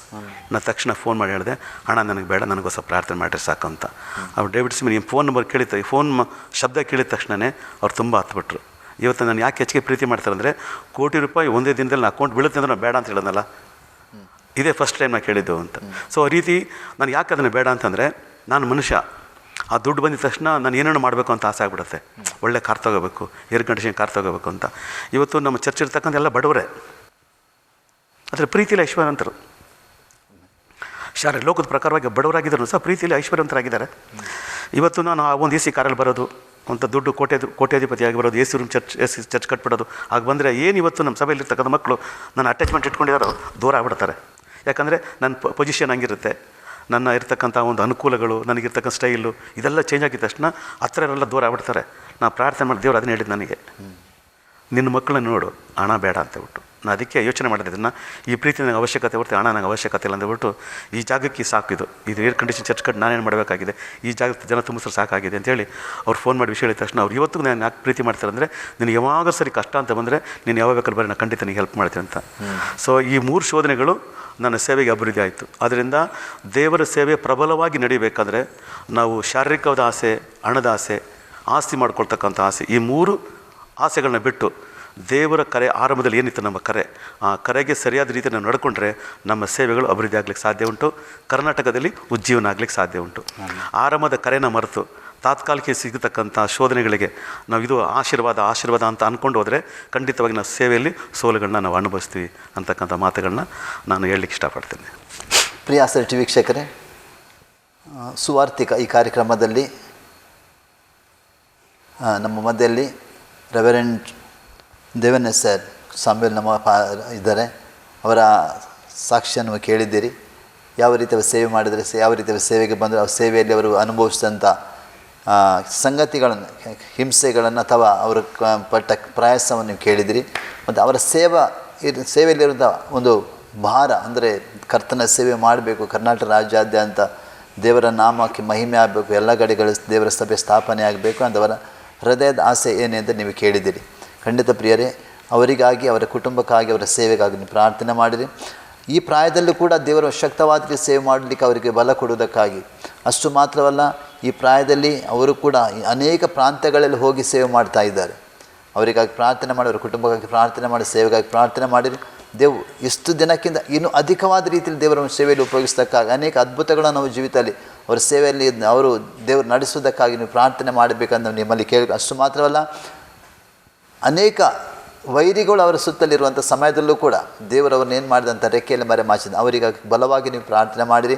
ಅವರ ಕುಟುಂಬಕ್ಕಾಗಿ ಪ್ರಾರ್ಥನೆ ಮಾಡಿ ನಾನು ಕೇಳಿಕೊಳ್ತೀನಿ. ಪಾಸ್ಟ್ರೆ, ನೀವು ಈ ಆಸರೆಯಲ್ಲಿ ಬಂದು ನಿಮ್ಮ ಉತ್ತಮವಾದ ಸುವಾರ್ತಿಕ ಕಾರ್ಯಕ್ರಮದಲ್ಲಿ ನಿಮ್ಮ ಸಾಕ್ಷಿಯನ್ನು ಹೇಳಿದಿರಿ.